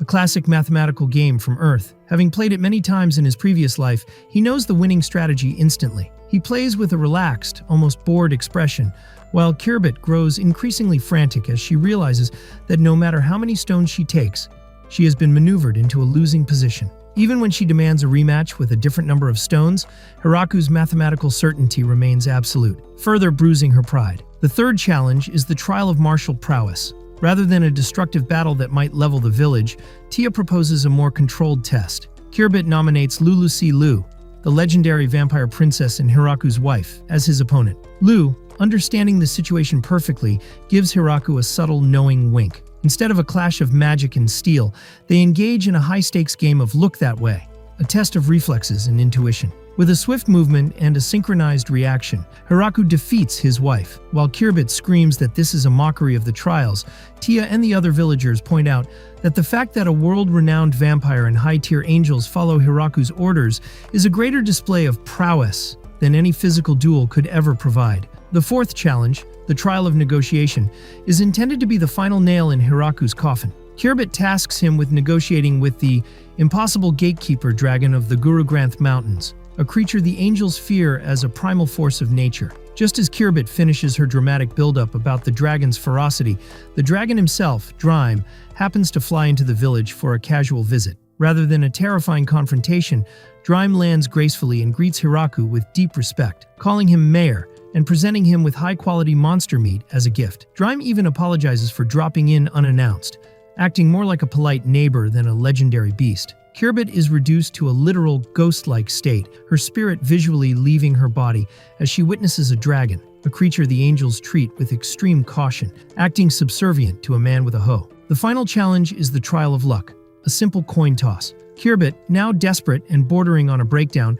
attempts to use wind magic to manipulate the coin in midair. However, Tia intervenes. As the coin spins, Tia simply steps forward and stomps on it, declaring Hiraku the winner. This final act of village justice forces Kirbit to concede defeat. In a quiet moment afterward, Tia explains to Hiraku that Kirbit's strictness comes from a place of insecurity. Her own mother had simplified the trials when she married, leading to years of gossip that Kirbit felt she had to erase by being twice as rigid. Seeing the genuine happiness of the angels and the incredible food they eat, Kirbit finally relaxes. She and the Harpies decide to stay in the village as guests, with the Harpies eventually forming an aerial security and messenger corps for the village. The tone shifts in the second half of the episode as a massive red dragon crash lands into the village square, causing a minor earthquake. This is Doors, the Dragon King and father of Hakuren. Unlike his usual majestic self, Doors is in a state of absolute panic, begging Hiraku to hide him from a terrifying demon. Shortly after, the demon arrives. It is Raime, Doors' wife and the Dragon Queen. She appears in her human form, looking elegant and polite, but she radiates an aura of such intense, suffocating pressure that even the village's strongest warriors take a step back. It is revealed that this isn't a war, but a marital dispute. Raime's love for Doors is so intense and heavy that she constantly stalks him, wanting to be with him every second of the day, which has driven the Dragon King to the brink of a nervous breakdown. Hiraku, acting as a mediator for the most powerful couple in the world, realizes that they have a massive communication gap. Doors is too afraid of his wife's power to tell her he needs space, and Raimi is so focused on her devotion that she doesn't realize she is smothering him. Hiraku suggests a human solution: the exchange of letters. He instructs both Doors and Raimi to sit in separate rooms and write down every grievance, every desire, and every boundary they have. He explains that words spoken in heat can be forgotten or misunderstood, but words written on paper allow for reflection. For the next few days, the Great Tree Village becomes a retreat for the warring dragons. Doors produces an enormous volume of scrolls, detailing how he just wants to go fishing alone once in a while, without her watching from the clouds. Raimi, initially shocked that her love was perceived as a burden, writes her own feelings of loneliness and her desire for more verbal affection. As they exchange these letters through Hiraku, the tension begins to dissipate. They aren't just fighting anymore, they are learning about each other for the first time in centuries. As the episode concludes, Doors and Raimi prepare to leave. They are seen walking together, not in a chase, but in a tentative, mutual understanding. Raimi promises to give Doors his fishing time, and Doors promises to be more present when they are together. They thank Hiraku for his unconventional wisdom, acknowledging that despite his humble appearance, he has a better grasp of the heart than any dragon or angel. After they're off, Hakurin jokingly suggests that maybe she should start writing her own list of demands for the mayor, causing Hiraku to laugh nervously.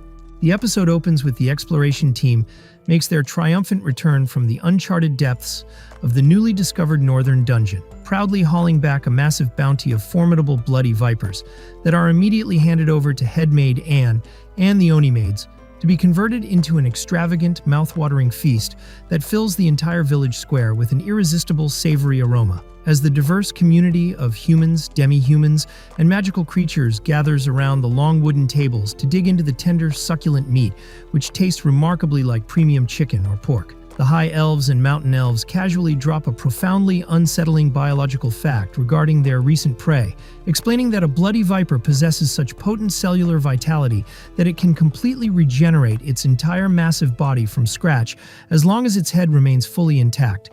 A vivid, grotesque mental image that the village chief Hiraku desperately tries to banish from his mind as he struggles to maintain his appetite amidst the casual talk of monstrous anatomy. The conversation shifts when the elves mention that giants spoke of hot water to the north, which Hiraku recognizes as an onsen. Driven by an overwhelming wave of nostalgia, Hiraku leaps to his feet and delivers a dramatically intense lecture to his completely bewildered, non-Japanese villagers, who have spent their lives viewing heated water merely as a utility for cooking or washing clothes, earnestly explaining to them the profound health, cultural, and circulatory benefits of a proper deep soak, describing it as the ultimate remedy for physical exhaustion and muscle fatigue. Determined, Hiraku organizes a hot spring expeditionary force, personally leading the trek alongside a team dressed in adorable explorer outfits custom-made by Zabuton. As they prepare to leave, the progenitor Vatic appears and uses his advanced teleportation magic to instantly warp the entire multi-species squad, including Hiraku, Lu, Tia, Flora, Lastisman, the elves, the lizardmen, and inferno wolves, directly to the snow-covered mountains outside the pyramid-shaped northern dungeon entrance. Expecting towering behemoths, Hiraku is amused to find that the local giant race looks like soft, fuzzy mascot characters from a children's show. These mascot creatures are currently panicking because an underground section of their home recently caved in, unleashing a horde of giant red-eyed earth rats and a lingering bloody viper. Right on cue, the frozen ground beneath them begins to violently buckle and shake as a massive, vicious earth rat bursts forth from the soil with its razor-sharp incisors bared, prompting an instantaneous and flawlessly executed tactical response from the vampire Lu and the angel Tia, who seamlessly combine their physical agility and destructive magical casting to launch the oversized rodent high into the stratosphere with a spectacular combo strike. Simultaneously, another burrowing rodent breaches the perimeter right next to Hiraku,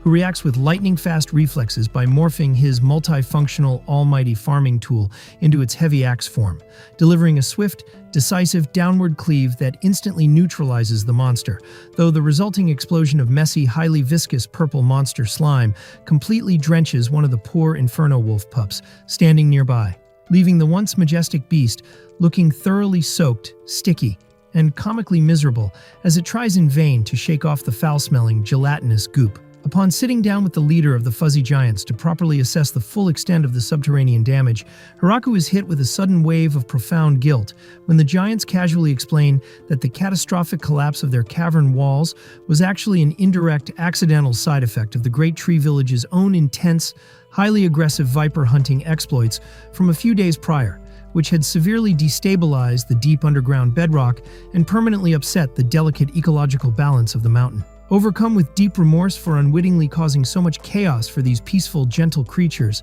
Hiraku immediately drops to his knees and executes a formal, deeply apologetic Japanese bow. But the incredibly hospitable and soft-spoken giants warmly wave off his concerns, reassuring him with gentle smiles that a violent confrontation with the subterranean pests was bound to happen eventually, and that they harbor absolutely no ill will toward the surface dwellers. Realizing that they are now facing a double challenge that requires immediate action, the group decides to split their forces into two highly specialized units. A whole expedition team tasked with venturing deep into the dark, structurally compromised tunnels to systematically purge the remaining earth rats and secure the interior, and a hot spring expedition team focused on surveying the surrounding alpine terrain to locate and claim the geothermal water source. Leading the surface team through the jagged, windswept rocky ridges, Hiraku, Tia, and the High Elves carefully trace the echoing, low-frequency rumble of rushing water and a series of rising plumes of thick white vapor until they finally stumble upon a massive, naturally occurring pool of steaming water nestled beautifully against the mountainside. Though their initial bursts of pure excitement are quickly dampened when they approach the edge and realize that the water is intensely scalding, bubbling violently at a near-boiling temperature that would easily cook any living creature, rather than provide a soothing, relaxing soak. The mountain elves and high elves immediately begin a thorough geological survey of the area and quickly identify the root cause of the extreme thermal activity, pointing out an abundant, glowing cluster of rare, highly concentrated hot stones, magical subterranean rocks that naturally trap immense amounts of geothermal energy and continuously radiate intense heat outward into the water supply. A discovery that causes Hiraku, ever the practical and forward-thinking farmer, to marvel in amazement as he notes in his mind that these hot stones could be carefully harvested and brought back to the Great Tree Village to serve as an invaluable eco-friendly resource for winter home heating, indoor cooking, and greenhouse temperature regulation during the freezing months. Turning his attention back to the immediate crisis of the boiling pool, Hiraku utilizes his modern structural knowledge and the versatile, earth-shaped power of the almighty farming tool to design a clever, highly efficient water regulation system entirely on the fly, directing the hardworking team to tap into a nearby ice-cold mountain river and carve out a series of precise wooden aqueducts, equipped with adjustable, heavy-duty wooden sluice gates. By strategically channeling a controlled, steady stream of crisp, freezing river water directly into the scalding geothermal basin, they are able to perfectly balance the opposing thermal currents, rapidly cooling the pool down to an absolutely flawless, perfectly regulated, and deeply therapeutic bathing temperature. Meanwhile, far below the surface, within the pitch-black, winding, and damp caverns of the northern dungeon, the whole expedition team, consisting of the powerful vampire Lou, her magically gifted sister Flora, the mighty dragon princess Lastisman, and the ancient progenitor Vatic, pushes cautiously forward through the shadows, tracking the path of destruction left behind by the burrowing rodents, until their progress is abruptly halted by a monumental ancient stone boulder heavily etched with intricate archaic hieroglyphs and cryptic text belonging to a long-forgotten civilization. Before Flora or Lou can even begin to examine or decipher the mysterious inscriptions, the shadows around them suddenly come alive with a chilling energy as an eerie, floating legion of heavily armed undead skeleton soldiers materializes out of the darkness, led by a menacing, towering skeleton commander whose empty eye sockets glow with an ominous, piercing red light as he rasps a terrifying warning, demanding that the living intruders immediately vacate his sacred domain or face eternal damnation. Unfazed by the terrifying spectral display and eager to show off her immense power, the overconfident dragon princess Lastisman steps forward, completely ignoring Lou's frantic, explicit warnings regarding the extreme, catastrophic dangers of utilizing explosive fire magic within the tightly enclosed, structurally compromised spaces of an underground cavern network. Dismissing the logical safety warnings with a confident smirk, Lasti loudly declares that she will simply aim her attack directly upward to avoid causing any lateral structural damage to the walls, and she unhesitatingly unleashes a massive, concentrated beam of ultra-destructive purple draconic fire breath from her jaws. The sheer, overwhelming thermal force of the dragonfire instantly incinerates the entire undead army into fine white ash, but the massive kinetic energy violently rips through the ancient mountain bedrock, punching a gigantic, clean vertical hole straight through the mountain's solid stone ceiling and triggering a raging chaotic forest fire on the surface world above, directly adjacent to where Hiraku's hot spring construction site is located. Startled by the sudden deafening explosion, the massive eruption of thick black smoke, and a sudden rain of burning debris, Hiraku and a flying Tia instantly spring into crisis management mode, utilizing high-level water magic to quickly douse the spreading flames and successfully contain the forest fire before it can threaten their newly constructed outpost, leaving a thoroughly blackened, soot-covered, and tearfully apologetic dragon princess and a handful of comically singed skeleton remains as a hilarious testament to Lasti's absurdly excessive overkill. Down in the cavern, the immortal progenitor calmly and dryly watches the absolute structural chaos unfold around him, casually deciding that it is best to simply stand back and let the powerful, hot-headed girls fully vent their destructive magical energies until they are completely satisfied. As the chaotic afternoon transitions into a peaceful, serene evening, women's bath and custom-built steam sauna room, the girls happily unwind in the warm, healing waters, letting the cool mountain breeze wash over them as they playfully gossip, scheme to establish a permanent magical research laboratory on the mountain site, and comically debate the long-term romantic pairings and future marriage prospects of the village's newest generation of newborn babies. Hiraku and the tireless, hard-working lizardmen proudly unveil the final fruits of their intense manual labor. A fully realized, breathtakingly luxurious, open-air hot spring resort, complete with separate, gender-segregated bathing zones, rustic wooden changing rooms, a comfortable tatami-style rest area, and traditional wooden washing buckets. Slipping into the soothing, mineral-rich, perfectly regulated water under a vast, crystal-clear canopy of twinkling stars, Hiraku and his loyal lizardmen companions share a deeply satisfying, quiet moment of pure bliss, collectively sighing in relief as they marvel at how a wild day filled with sudden monster attacks, magical explosions, and heavy construction can culminate in such absolute, tranquil relaxation. The dark blue-tinted depths of an underground cavern stir as a skeleton clad in armor with glowing yellow lines awakens beside an ancient pedestal. Ability, a single crimson light flickers within its hollow eye socket as it identifies itself only as the Lord of Death. It remembers nothing of its past or identity. Viability. The only thing remaining in its mind is an absolute command echoing from the moment of its revival. Break the ancient seal binding the territory. Viability. Accepting that order as its sole purpose, the Lord of Death channels dark magic to create a small earthen golem. Realizing one creature is far too weak to break through the underground bedrock alone, it summons an entire army of identical golems. Viability. Under strict commands, the tireless workers begin digging through the cavern walls, guided by the Lord of Death's instinctive sense of where the seal lies hidden. Ability. After an exhausting period of excavation, the golems uncover a massive black stone buried deep within the earth. The Lord of Death stares at the monolith with satisfaction, but immediately senses that it is only one fragment of something larger. Viability. Convinced that more stones are scattered beneath the land, the creature orders the digging to continue. The tunnels eventually break into an ancient burial chamber packed with skeletal remains and rusted armor. Viability. Using necromantic power, the Lord of Death revives the dead into skeletal laborers. Stronger and more efficient than the golems, the undead soldiers accelerate the excavation process as the underground network expands deeper beneath the mountain. Viability. Years, and eventually decades pass as the digging operation grows. During one excavation, the workers encounter giant, red-eyed, burrowing moles. Recognizing their natural ability to tunnel through earth, the Lord of Death tames the beasts and adds them to the growing workforce. Viability. With the moles leading the excavation efforts, the operation's speed increases dramatically. The combined labor of golems, skeletons, and moles eventually uncovers a second massive black stone. Viability.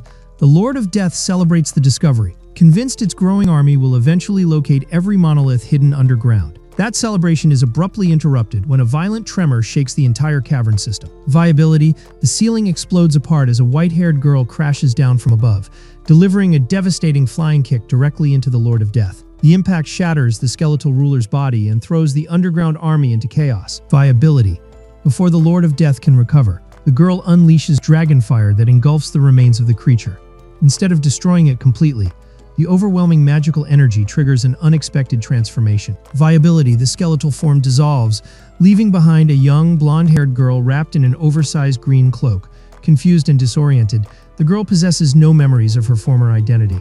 The story shifts back to the surface village at dawn. Viability, near the outdoor hot springs, the progenitor returns from the underground expedition alongside his maid attendant. Viability meeting with Hiraku. He explains that a dangerous force beneath the land had been orchestrating a massive underground operation, but Hakuren intervened and defeated the threat. Viability. When Hiraku asks where Hakuren is, the maid points nearby, revealing the exhausted dragon asleep with her head resting on Flora's lap. Standing beside them is the mysterious green-cloaked girl recovered from the underground cavern. Viability, the progenitor calmly reveals that the quiet child was actually the mastermind behind the underground monster horde. Hiraku finds the claim difficult to believe, noting that the innocent-looking girl hardly resembles a terrifying undead ruler. Viability. The progenitor explains how the original enemy appeared as a powerful undead skeleton. During the battle, Hakuren repeatedly kicked, stomped, and blasted the creature with dragon fire. Viability. Instead of being annihilated, the magical overload stripped away its dark form entirely, reducing it to this childlike state with complete amnesia. Curious, Hiraku kneels down and gently asks the girl if she remembers her name. Ability. After a long silence, she suddenly blurts out, "Urza."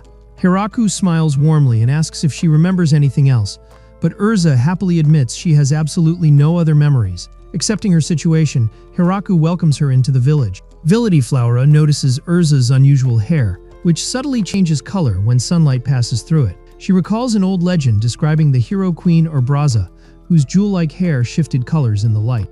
Viability, the group briefly wonders whether the mysterious girl could somehow be the legendary ruler reborn, though nobody can confirm the theory. Viability. Since Urza is still covered in soot and dirt from the cavern, the maid suggests bringing her to the newly completed hot springs for a proper bath. Hiraku agrees immediately and invites the progenitor to join the men's bath as well. Inside the hot springs, Hiraku and the progenitor relax in the steaming water while discussing the underground tunnels. Viability, the progenitor explains that the tunnels intersect directly with the strange black stones and suspects they were part of a larger magical structure. Ability, a detailed map illustrates the layout of the tunnels, the locations of the monoliths, and the chamber where the Lord of Death was found. Hiraku remarks that the stones appear dangerous and could become a future threat. Viability, the progenitor agrees, suggesting they should seal the underground passages permanently to protect the nearby giant clan. Meanwhile, in the women's bath, the maid patiently washes Urza's long hair while the restless child loudly protests the strict cleaning routine. Viability. Once the dirt is finally removed, Urza excitedly dives into the bathwater and begins splashing around. The peaceful atmosphere is interrupted when Hakuren and Flora enter the bathhouse.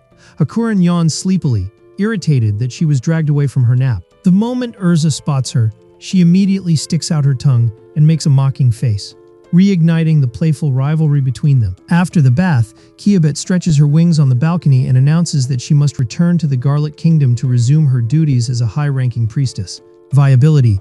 Though she boasts about her importance, Flora jokingly points out how much time she spends causing trouble in the village. Laughing off the criticism, Kiabet takes flight and disappears into the snowy skies. Viability.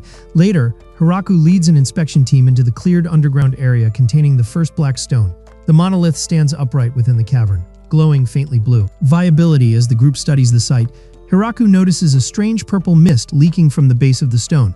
When he asks Lu if she can see it, she admits the ground looks completely normal to her. Viability. Realizing the dark aura may only react to him, Hiraku cautiously approaches the stone. Using his divine farming tool, Hiraku strikes the mist, instantly dispersing it into the air. The others watch in confusion as Hiraku explains that some kind of sinister energy is leaking from the monolith. Lu suggests simply destroying the stone, but Hakuren warns that the monolith is incredibly durable and smashing it recklessly could collapse the cavern. Viability. Instead, Hiraku decides to use the transformative power of his divine tool to carve the stone rather than destroy it. Channeling his energy, he reshapes the tool into a chisel and begins sculpting the black rock. Viability. As he works, the purple mist gradually disappears and the monolith emits a clean, radiant glow. When Hiraku finishes, the once ominous stone has been transformed into a majestic statue of the creation god. Viability. The progenitor immediately falls to his knees in reverence, declaring that burying such a sacred sculpture would be unforgivable. To To protect the holy site, he creates several stone gargoyles to guard the monument. Viability. These magical sentinels will automatically attack any evil presence that approaches. Back in the village council room, Hiraku sketches a diagram connecting the locations of the discovered stones. Viability. The pattern reveals that the monoliths form a giant heptagon surrounding the territory. The progenitor estimates that 4 more stones remain undiscovered and proposes excavating at specific surface coordinates to locate them. A large-scale engineering project soon begins. Village workers spread throughout the surrounding forests, while the lizard men handle the heavy labor of digging and hauling stone. Spellcasters assist by blasting through stubborn bedrock with magic. The excavation quickly becomes the harshest project the village has ever undertaken. Viability. Workers break into underground rivers that flood the tunnels, while hidden nests of dangerous red-eyed creatures constantly threaten the crews.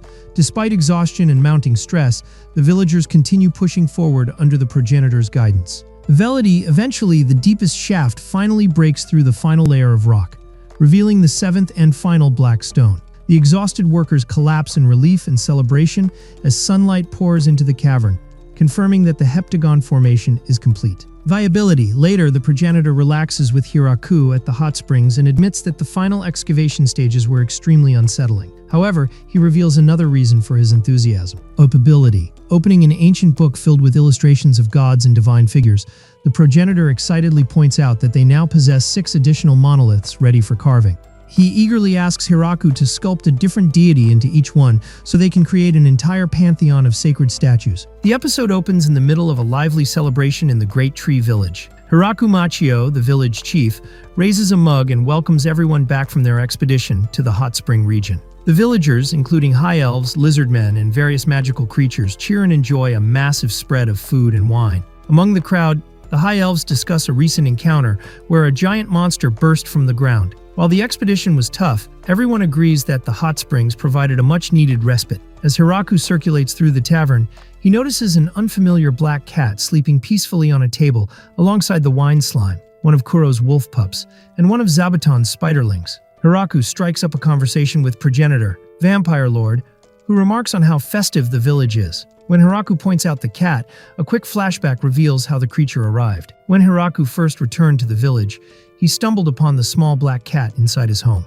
The cat seemed remarkably calm, eventually rolling over onto its back in a gesture of submission. Since none of the villagers claimed the cat, Hiraku decided to pet it and let it stay, noting that it got along perfectly fine with the wolves and spiders. The truth behind the cat's origin is far more dramatic than Hiraku realizes. The scene shifts to an internal monologue from the cat, who reveals himself to be an ancient archfiend, an evil incarnate who was defeated by the gods thousands of years ago and sealed deep beneath the earth. For millennia, the archfiend bided his time, sending out fragments of his dark aura to influence the surface world, manipulate rulers, and plot his ultimate revenge. However, his plans were completely undone by Hiraku. When the villagers dug up 7 mysterious black stones, Hiraku carved them into statues of the gods to purify the area. This act inadvertently supercharged the seals trapping the archfiend. The sudden, intense influx of divine energy was too much for the sealed entity to bear. Overwhelmed by the agonizing power of the statues, the archfiend's consciousness faded,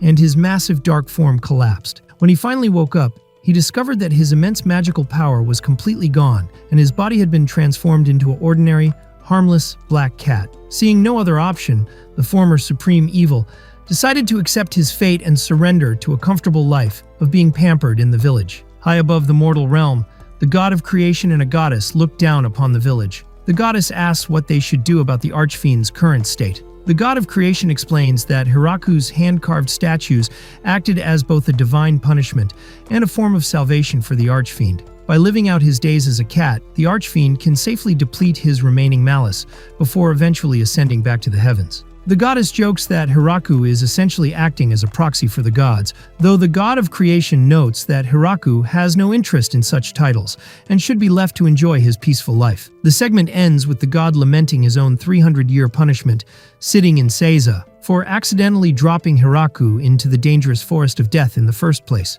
jokingly wishing that Hiraku would carve a better, more flattering statue of him instead of the old man version currently in the village. The next morning, the village is back to its routine. A young girl named Urza, who who has lost her memories but remains incredibly energetic, is looking for someone to play with. She tries to pester the village maids, but they are busy cleaning up after breakfast. Urza then turns to Hakuren, a dragon who resides in the village in human form. Hakuren is currently taking a break from teaching the village children how to read and write. When Urza demands to play, Hakuren claims she is too tired and goes to bed. Hiraku notes that Hakuren still seems a bit distant around Urza. The maids explain that Urza likely holds a lingering, subconscious fear of Hakuren, stemming from a past encounter where Hakuren forcefully subverted her during a conflict. Hiraku hopes they can find a way to bridge the gap between them. Later, Hiraku finds Urza playing in the garden, trying to mold a figure out of mud. She wants to create a moving golem, but the mud lacks the structural integrity to stand up and repeatedly collapses into a puddle. Seeing this, Hakuren steps in to help. She reveals a massive, glowing dragon scale from her clothes. Hakuren explains that dragons naturally shed these scales when they transform, meaning the village has an entire storehouse full of them because they are too valuable to throw away. Hakuren crushes the incredibly durable scale into a fine powder using her bare hands, a feat that normally requires a massive magic furnace. She mixes the powder into Urza's mud pie. The magical properties of the dragon scale instantly fortify the mud, allowing the small clay doll to animate, stand up, and wave its arms. Urza is ecstatic and hugs Hakuren, thanking her enthusiastically. The two share a high five, successfully breaking the ice and forming a new friendship. However, the animated clay doll proves to be a bit too strong. While playing outside, the tiny doll casually punches a massive stack of timber, completely shattering the logs and sending them flying. Hiraku and the High Elves look on in disbelief, realizing that even a tiny amount of dragon scale can turn a simple toy into a remarkably destructive force. The final segment of the episode focuses on the Mountain Elves, Ya, Hiterto, and their companions. Known for their intense curiosity and manual dexterity, the Mountain Elves have established a workshop in the village dedicated to inventing new tools and machinery. Hiraku visits the workshop and requests a new piece of cooking equipment. He explains the basic concept of heat retention, noting that placing a heavy lid on a pot helps cook vegetables and meat much faster. He asks if they can design a pot with a highly secure lid to make stews more efficiently. The Mountain Elves immediately get to work, sketching out blueprints and hammering away at sheet metal. Their first prototype is a heavy iron pot, but during testing, the steam pressure continuously blows the lid completely off. Realizing they need more strength, they reinforce the design with heavy-duty metal clamps around the rim. When Hiraku returns to check on their progress, he is shocked to see a crude, industrial-looking pressure cooker vibrating violently on the stove. He warns them that sealing a pot completely without a release valve is incredibly dangerous. Right on cue, the pressure cooker explodes, blasting the lid into the ceiling beams and coating the workshop in hot gray sludge. Instead of being discouraged, the Mountain Elves look at the devastation and wonder if the exploding pot could be weaponized to defend the village from invaders. Drawing a quick reprimand from Hiraku. Undeterred by their failure, the Mountain Elves move on to their next project, inspired by a passing comment Hiraku once made about a machine that could relieve muscle tension and soothe a tired body. They unveil a massive wooden contraption with complex internal gears, pulleys, and a hand crank. They invite one of the village maids to test it out, noting that they designed it specifically for people whose jobs require heavy lifting. Before the maid sits down, Hiraku suggests they test the machine's power on an inanimate object first. They place a large, solid green pumpkin on the seat and engage the mechanism. A massive wooden piston shoots down with terrifying speed, completely obliterating the pumpkin into tiny fragments and shattering the wooden crate underneath. The Mountain Elves proudly declare that the machine has plenty of power, while Hiraku sweatingly realizes they have essentially built an execution device rather than a relaxation chair. The maids politely suggest adding an adjustable power setting, while Hiraku flatly refuses to ever sit in it, pointing out that his shoulders are definitely softer than a pumpkin. For their final invention, Hiraku reviews a set of blueprints featuring a heavy metal coil spring. He initially asked the elves to make springs so he could build comfortable mattresses and sofas for the village homes. However, the Mountain Elves accidentally manufactured the springs far too large and rigid for domestic use. Hiraku suggests that these heavy springs might be useful for large vehicles, such as carriages. The Mountain Elves take this idea and run with it. They enlist the help of Lasti, a dragon in human form, to fly them to a neighboring town, where they purchase a standard commercial horse carriage from a merchant named Michael. Back at the workshop, they attempt to install their oversized coil springs onto the carriage's axle. Unfortunately, the springs are too stiff, causing the carriage to tilt backward awkwardly under its own weight. Ya refuses to give up, declaring that if the suspension is wrong, they just need to make it stronger. They mix in more dragon scale powder to fortify the metal and rebuild the system. During the next test flight, the carriage is modified with massive, treaded off-road tires and a glowing, supercharged spring suspension. One of the elves drives the carriage down a massive wooden ramp at high speed, launching the vehicle high into the sky. The carriage sails over the tree line, bouncing wildly across the landscape like a monster truck as the magical springs absorb the impact. While the elves cheer at the absurd altitude, Hiraku watches the flying carriage with a look of pure exhaustion, reminding them that transport vehicles are not supposed to fly. Ultimately, after a long process of trial and error, the mountain elves compromise. They abandon the volatile coil springs and successfully implement a traditional practical plate spring, leaf spring suspension layout. They install this new suspension on both the village carriage and the Centaur's cargo wagons, significantly improving ride comfort and earning widespread praise from the villagers. The episode ends with the mountain elves celebrating their success, looking over a room full of complex whirring gadgets, ready to tackle their next bizarre invention. The episode opens with the residents of Great Tree Village gathering to discuss their upcoming autumn festival. Several girls suggest options like the Chomu Chomu Festival or the lively Mike Mike Eve, known for its spit roast. They discuss various traditional options like Make Muke Moke or Maike Make Moke, causing confusion for Hiraku, who admits he doesn't know what any of these mean. Realizing that verbal discussion won't lead to a consensus, Hiraku decides to use a lottery system, similar to how they chose previous events. He sets a rule excluding martial arts tournaments, as they have already held one. Hiraku pulls a wooden plaque from the drawing box. The winner is sliding. Upon learning that the original Bulgan version of the sliding festival involves buff men violently crashing into each other as they race down hills, Hiraku instantly deems it too dangerous. He decides to rewrite the rules to design a safer version of the competition. The updated guidelines focus on safety. No pushing, no running, and no traps. Instead of a free-for-all race, contestants will slide down one by one. Since Great Tree Village lacks natural hills or slopes, they must build a venue from scratch. Hiraku, alongside the lizardmen, digs a large hole and uses the excavated soil to build a massive artificial hill adjacent to it. They build a wooden ramp descending from the hill straight into the newly created lake, turning the event into a water jumping competition. When finished, the structure resembles a massive earthen pyramid ending in a jump ramp over a giant pool. The day of the festival arrives, complete with food stalls grilling fresh fish and scallops. Hiraku and Frau serve as the announcers for the first Great Tree Village sliding contest. The rules are outlined. Contestants will slide down the ramp on a board and jump from the edge of the pool, competing for the maximum distance. Much like ski jumping, to ensure safety, distance keepers are stationed at the edge, and a dedicated rescue team of high elves in swimsuits stands by.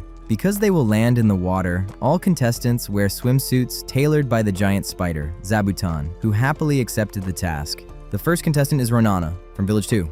On her first attempt, she fails to build enough momentum and stalls at the top of the ramp. On her second try, she gains enough speed, flies through the air, and splashes successfully into the pool to loud applause. The lizard man goes next, executing impressive board control and landing a massive jump that sets a high baseline record. Flora slides down with her small bat companion, performing a dramatic mid-air flip. However, her trick kills her forward momentum, resulting in a short distance. One of the Inferno wolves steps up to the ramp, launched by an elf. The wolf effortlessly glides through the air on the board, landing deep in the pool and proudly paddling around. Tia takes her turn, speeding down the ramp and launching into the air. However, she extends her wings and begins actively flying, prompting the announcers to declare that self-propelled flight is cheating. Up next is Lulacy, who mocks Tia's attempt. She skips off the water multiple times like a stone, generating immense distance. Sina stands nervously at the peak of the ramp, blushing and embarrassed because the swimsuit reveals her belly button. Despite her hesitation, she gathers her courage and slides down, earning cheers for her bravery. Three girls attempt a synchronized slide on a single banana-shaped board, forming a human pyramid. They fall short of a record, but delight the crowd. Rashashi enters wearing a large, pink inflatable swim ring. Unfortunately, the ring acts as a parachute, causing her to flip upside down in mid-air and plunge headfirst into the water, requiring a swift intervention from the rescue team. Frau is forced by the other girls to take a turn. Eager to break the record, she uses wind magic to boost herself across the water. Hiraku quickly clarifies that magic is also banned. Lasty attempts the jump, but launches straight up into the sky rather than forward, creating a spectacular vertical splash. As Frau prepares to announce Daga as the official winner, Daga points out a final, late entry. Zabuton positions herself at the top of the ramp. The giant spider leaps onto the board, enters a rapid ball-like spin down the slope, and launches into a magnificent spinning jump that smashes Daga's distance record. Zabuton is crowned the first champion, and the villagers spend the rest of the day attempting to beat her legendary mark. In the quiet of the village house, Hiraku witnesses a milestone. His infant son, Alfred, stands up on his own inside his crib. Lulacy rushes in with tea, overjoyed by the sight. Hiraku lifts the boy, noting how heavy he's become compared to when he was a newborn, reflecting on how quickly babies grow. A few days later, the young vampire girl, Urza, plays with Alfred and a small wolf pup on the rug. Urza wonders aloud why Alfred hasn't started talking yet. This triggers a lighthearted argument between the residents about what his first word will be. Hiraku hopes for Papa. Lulacy insists on Mama. Flora suggests Auntie Flora, and Urza tries to coax him into saying Urza. The maid, Anne, steps in to de-escalate, reminding everyone that he is still a tiny baby. Alfred looks up at her, reaches out his hands, and clearly utters his very first word, Anne. Anne is instantly overwhelmed with emotion, crying tears of joy as the others look on in shock. Hiraku and Lulacy desperately try to get Alfred to repeat their names, but the toddler turns toward the window, spots the giant spider, and happily shouts, Zabu! Later, a celebration is held where Alfred, dressed in a tiny formal suit stitched by Zabuton, sits proudly on the giant spider's head in front of a cheering crowd. For days afterward, a long line of villagers forms, each hoping the baby will say their name next. The perspective shifts back to the village entrance, where the high priestess of the Korin church, Fushu, arrives alongside several guards and a large group of young men and women. She formally thanks Hiraku for the medicine he provided previously, which successfully cured her son's illness. As promised, she has brought the new residents the village requested. Hiraku is ecstatic, realizing this fulfills the village's most critical need, resolving the severe shortage of male residents. Fushu looks back on the incredible struggle it took to gather these immigrants, flashing back to her time at the estate in the kingdom of Raywait. When she initially received Hiraku's request for settlers, her captain suggested sending slaves or prisoners from the dungeons, pointing out that sending regular citizens to the infamous Forest of Death was a death sentence. Fushu, knowing the rumors about the forest were false, insisted on finding willing volunteers. However, when she posted the official flyers, the terrifying reputation of the forest kept anyone from applying. To bypass the town's fear, the captain suggested recruiting the town youth, young, displaced couples whom the city subsidized but struggled to support. Fushu offered them houses and farmland without disclosing the destination. When a group finally gathered, they were deeply anxious, believing terrifying urban legends about Fushu. Rumors claimed she conducted witch hunts, massacred entire towns, and harvested the organs of children for black magic. Though deeply offended by the absurd rumors, Fushu decided to use their fear to her advantage. She provided them with basic education, reading, and writing lessons to prepare them for life in Great Tree Village. During background checks, she discovered that one of the quiet young men was actually the illegitimate child of a noble family who had cast him out. Appalled by the nobility's behavior, Fushu used her authority to strip that noble family of their title and seize their property. When more complications arose, including 2 more noble runaways and an exiled descendant of a neighboring royal family, Fushu handled them ruthlessly. She overthrew a tyrannical neighboring king and utterly annihilated a bandit gang and an unsavory cult that tried to ambush them. Ultimately, the young couples accepted her offer, completely unaware of their true destination until they arrived. Back in the present, Hiraku welcomes the new settlers, assuring them they have nothing to fear. Fushu bids them farewell, keeping the grim details of her political maneuvers to herself. Hiraku takes the group to Village 1, which was previously built but left empty. He explains that the elven spirit, Igu, had been maintaining it, but without actual residents, it was on the verge of falling into ruin. Hiraku appoints the Beast Girl, Mamu, to be their official caretaker and supervisor.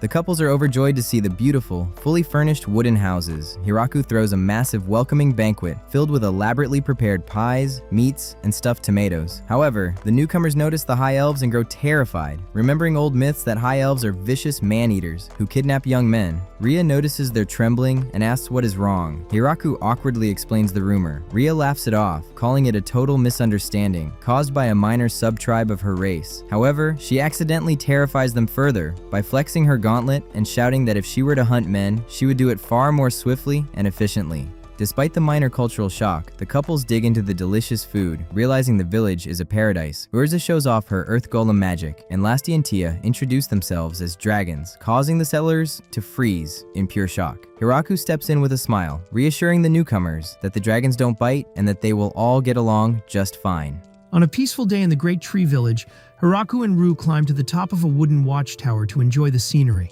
While gazing across the endless forest, Hiraku notices something strange drifting high above the horizon. At first, it looks like nothing more than a tiny dark speck, but its unusual shape immediately catches his attention. Sensing his curiosity, Ru uses magic to create a telescope and hands it to him. Looking through the lens, Hiraku is stunned by what he sees. Floating in the sky is an enormous cone-shaped mass of rock, with an ancient fortress built directly on top of it. The mysterious structure appears to be moving slowly through the air, and unfortunately, its path leads straight toward their village. Back inside the manor, Tia and the others gather around a map to analyze the situation. According to ancient records, the floating fortress is known as the Sun Castle, a legendary structure that vanished long ago. Nobody knows whether the castle is abandoned or occupied, but one thing is clear. If it continues on its current course, it will eventually arrive above the village. Before they can discuss their next move, a massive magical projection suddenly appears in the center of the village square. Emerging from the light is a blue-skinned demon with white hair,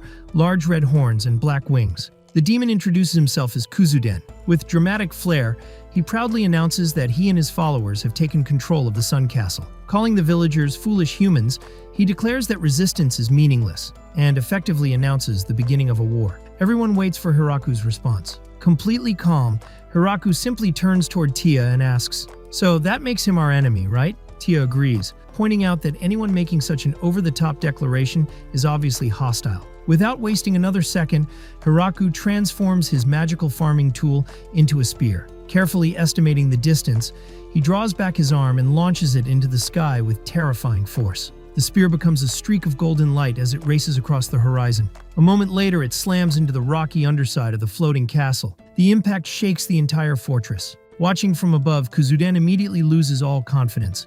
His arrogant expression vanishes instantly as he drops to his knees in panic. "Please forgive me," he cries. "Spare my life." His surrender comes so quickly that everyone is left speechless. Now terrified, Kuzuden reveals the history of the Sun Castle. 1,000 years ago, during the war between humans and demons, the castle belonged to a group called the Demigods, who fought alongside humanity. Eventually, the demons defeated them and seized the fortress. Kuzuden claims to be a descendant of those demons. When Hiraku asks why the castle is approaching the village, Kuzuden explains that the fortress operates through ancient automatic systems. Recently, the castle announced that it was moving to assist humans in an upcoming conflict. Kuzuden simply decided to take advantage of the dramatic moment and pretend to be a conqueror. His explanation only earns him disappointed looks. Tia then reveals an important detail. The so-called demigods were actually the ancestors of the modern angel race. Apparently, they were so arrogant that future generations abandoned the title entirely. With the castle still heading toward the village, the group decides to take action. They split into two teams. Tia leads the angels and elves to infiltrate the upper levels and search for the control center. Meanwhile, Lasti commands the dragons and inferno wolves to attack from below and eliminate the countless monsters nesting inside the rocky foundation. Hakuren and Lasti transform into dragons and carry the strike teams into the sky. Surprisingly, Hiraku remains behind at the village command post. With companions as powerful as dragons, angels, and high elves, there is little reason for him to worry. Instead, he relaxes with a cup of tea. As explosions echo in the distance, the village children gather around Hiraku and complain about being bored. To entertain them, he teaches them a game from Earth, red light, green light. The children immediately love it. After several rounds, everyone sits down together to enjoy freshly made pancakes. By evening, the mission is complete. The strike teams return victorious, dragging the real Kuzuden back to the village. The once proud demon has been stripped down to his undergarments and forced to apologize. Feeling a little sorry for him, Hiraku tells everyone to ease up. He rewards the exhausted fighters with a feast of rice balls and pickled vegetables. Kuzuden takes one bite and bursts into tears. For generations, his people have survived on a bitter crop called dungeon taters, because monsters completely overran the castle. Trapped in isolated sections of the fortress, they have never tasted real food. Moved by their situation, Hiraku gives Kuzuden an entire crate of fresh produce to take back to his people. The following morning, Hiraku prepares crepes with cream and strawberry jam for everyone. Just then, a teleportation circle appears. Bezel, a high-ranking official from the demonic kingdom, arrives after noticing the disturbance from afar. After enjoying tea mixed with Hiraku's homemade strawberry jam, Bezel explains that Kuzuden's faction has no connection to the demonic kingdom. Countless independent demon tribes exist outside their control. Since Kuzuden's group is unaffiliated, Bezel grants Hiraku full authority to deal with the situation however he sees fit. Before leaving, he happily takes a jar of jam home with him. Meanwhile, Hakuren and Lasti circle beneath the Sun Castle and unleash synchronized breath attacks, carving glowing lines across the rocky base. They signal that the monsters have been eliminated. Once again, Hiraku transforms his farming tool into a spear and throws it skyward. The attack cleanly severs the enormous cone-shaped rock supporting the castle. Everyone watches nervously. Instead of falling, the castle remains perfectly stable in midair. With the dangerous lower section removed, Hiraku rides a white dragon up to the fortress. Together with Ru and Tia, he explores the ancient structure. Inside, they discover a massive palace preserved by ancient magic. The temperature is surprisingly comfortable despite being high above the clouds. In the throne room, they encounter a glowing yellow crystal resting upon the throne itself. The crystal suddenly speaks. "We have awaited your arrival. Are you our new king?" Kuzuden explains that the crystal is the castle's controlling spirit. For centuries, it refused to recognize his people because it only accepts leaders descended from the demigods. At that moment, Tia and Corone step forward. Pointing their spears directly at the crystal, they remind it that the demigods evolved into the angel race long ago. The crystal immediately panics. Its dignified voice disappears as it desperately apologizes and quickly registers the village as the new rulers of the Sun Castle. Kuzuden can only stare in disbelief. The crystal then explains that it activated its war protocols after detecting an enormous concentration of dragons near the village. With control secured, Hiraku tours the rest of the castle. He notices that many hallways and chambers have been converted into makeshift farms growing dungeon taters. Eventually, they reach the living quarters. The sight is heartbreaking. Kuzuden's people are painfully thin and dressed in worn-out clothes after centuries of isolation. Hiraku immediately promises to send food and supplies from the village. Further inside, they meet another group of residents, beautiful women with bat wings and tails. Kuzuden introduces them as dream demons. Unlike everyone else, they appear perfectly healthy. Embarrassed, Kuzuden explains that they survive by feeding on the romantic dreams of male demons. Hiraku decides not to ask any further questions. Later, while exploring a hallway, he notices a suspicious ceramic vase sitting alone on a pedestal. Trusting his instincts, he twists it. A hidden door opens, revealing a secret library filled with ancient books. At the back of the room sits another identical vase. Naturally, Hiraku twists that one too. This time, the floor opens beneath them, transforming into an elevator that descends deep underground. When the platform finally stops, they arrive in a breathtaking chamber illuminated by floating golden crystals. Standing at the center is a woman with long white hair, red eyes, and a military-style uniform. She introduces herself as Belle Fuguma, the chief assistant of the Sun Castle. For over 1,000 years, she has waited in stasis for the arrival of a hero. With a dramatic gesture, she reveals the legendary Sword of the Sun. According to prophecy, only the chosen hero can claim it. Unfortunately, Hiraku immediately refuses. He insists that he isn't a hero and has no interest in fighting any demon lord. Belle's elegant composure instantly collapses. After waiting for centuries, she just wants to retire. Desperately, she begs Hiraku to take the sword so she can finally leave. Amused, Hiraku agrees. However, after lifting the incredibly heavy weapon, he decides it would be more useful as fertilizer than as a tool for killing. Using his farming ability, he transforms the legendary sword into rich soil. Ru and Tia are horrified. Belle, on the other hand, couldn't be happier. The sword is gone. Her job is over. For the first time in 1,000 years, she is finally free.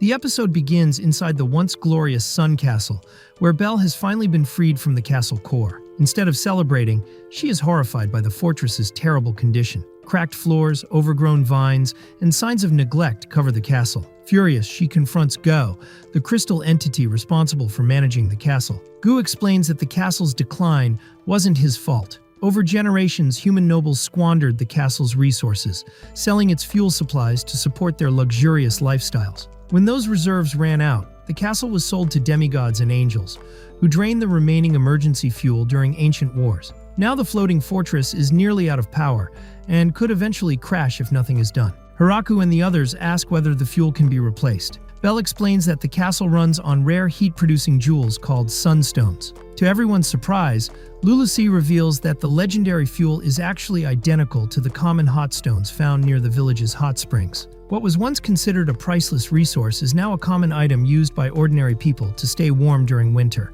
Relieved, the group immediately begins planning a gathering operation. Gu estimates that the remaining emergency reserves can keep the castle airborne for another 3 years, giving them plenty of time to restore its fuel supply. With the crisis under control, Kuzuden formally asks Hiraku to bring the Sun Castle under the protection of the Great Tree Village. In exchange for food, farming support, and security, Kuzuden is willing to transfer ownership of the fortress. Back in the village, Hiraku consults with his companions. He worries that former owners or foreign nations might someday challenge their claim to the castle. The others dismiss the concern. The fortress has been abandoned for centuries, and the demigods who once controlled it are long extinct. Lulusi confidently states that any future disputes can be settled by force if necessary. With everyone's support, Hiraku agrees to accept the Sun Castle into their growing territory. A formal ceremony follows inside the castle. Hiraku presents Kuzuden with official documents recognizing the fortress as Village 4 and appointing Kuzuden as its representative leader. The demon leader gratefully accepts and immediately orders his people to pledge their loyalty to Hiraku. The residents enthusiastically swear their devotion, leaving Hiraku slightly embarrassed by the overwhelming praise directed at him. Meanwhile, Donovan the dwarf is more interested in obtaining the castle's unique crop, the dungeon taters, for brewing experiments. The village then launches a major reconstruction effort. High elves repair unstable structures, while dark elves search abandoned workshops and storage areas for useful tools and equipment. Rather than rebuilding everything from scratch, Hiraku focuses on restoring and strengthening what already exists. Using his all-purpose farming tool, Hiraku clears debris and instantly creates fertile farmland within the castle grounds. Bell is stunned as he cultivates crops almost effortlessly. His miraculous farming abilities continue to impress the castle's residents and provide immediate food security. Attention soon turns to the dungeon taters. Anne prepares them for tasting, but the results are disappointing. The potatoes have a strange texture and an unpleasant bitter aftertaste. Determined not to waste the harvest, Hiraku experiments by cooking them with his homemade curry spices. The strong seasoning completely masks the bitterness, transforming the crop into a delicious meal. Inspired by this success, the residents begin searching for additional ways to improve the ingredient. Soon after, gathering teams return with huge barrels filled with hot stones. The stones are poured directly into the castle's reactor, instantly restoring massive amounts of energy. Belle is amazed by the sheer quantity of fuel being supplied. She remarks that if the castle had possessed this much power during the ancient wars, it could have dominated entire regions. Curious about the castle's military history, Hiraku asks how it fought its enemies. Gu reveals a surprisingly simple strategy. Rather than relying on weapons, the operators would pour all available energy into defensive barriers and accelerate the entire floating fortress at maximum speed. The castle would then ram directly into enemy strongholds. After impact, angel soldiers armed with spears would storm the battlefield and finish the fight. With the fuel problem solved for thousands of years, the villagers begin developing transportation between the ground and the floating castle. The Dark Elves create a hot air balloon prototype powered by a fiery slime. Although the balloon successfully launches, Hiraku quickly notices a major flaw. It has no way to steer. Matters become worse when the terrified slime abandons the basket, leaving the balloon drifting away uncontrollably. As winter arrives, the contrast between the two settlements becomes obvious. The Great Tree Village is buried under snow, while the Sun Castle remains warm and spring-like due to its unique environment. Hiraku takes advantage of the pleasant climate by planting beautiful blue Nemophila flowers. Kuzuden is amazed by the idea of growing plants purely for beauty rather than food. Hiraku also tests whether dungeon taters can be improved by growing them in sunlight. The experiment quickly goes wrong. Within days, enormous vines overrun the castle courtyard and begin spreading across the walls. When Hiraku investigates, he discovers that the plants produce no potatoes at all. The sunlight caused them to spend all their energy on vine growth instead of developing edible roots. He immediately orders the dangerous plants removed before they engulf the fortress. Meanwhile, Anne and her team continue experimenting with the original taters. After extensive trial and error, they create a new food product by grinding the potatoes, treating them with ash water, boiling the mixture, and allowing it to set. The result is a firm jelly-like block. Hiraku instantly recognizes it as konyaku and praises it as a valuable addition to the village's food supplies. Later, the discussion shifts to politics. Since the Great Tree Village now governs 4 settlements, the residents believe Hiraku deserves an impressive title. Suggestions become increasingly ridiculous, including giant statues, mandatory portraits, daily praise rituals, and even an absurd imperial title. Hiraku firmly rejects every proposal. He insists that he is simply a farmer, and that the true strength of their society comes from cooperation between many races, not personal worship. The episode concludes with a grand banquet beneath the great tree. Humans, elves, demons, angels, vampires, beastmen, and lizardmen gather together to celebrate their growing community. Hiraku officially welcomes the residents of the Sun Castle and announces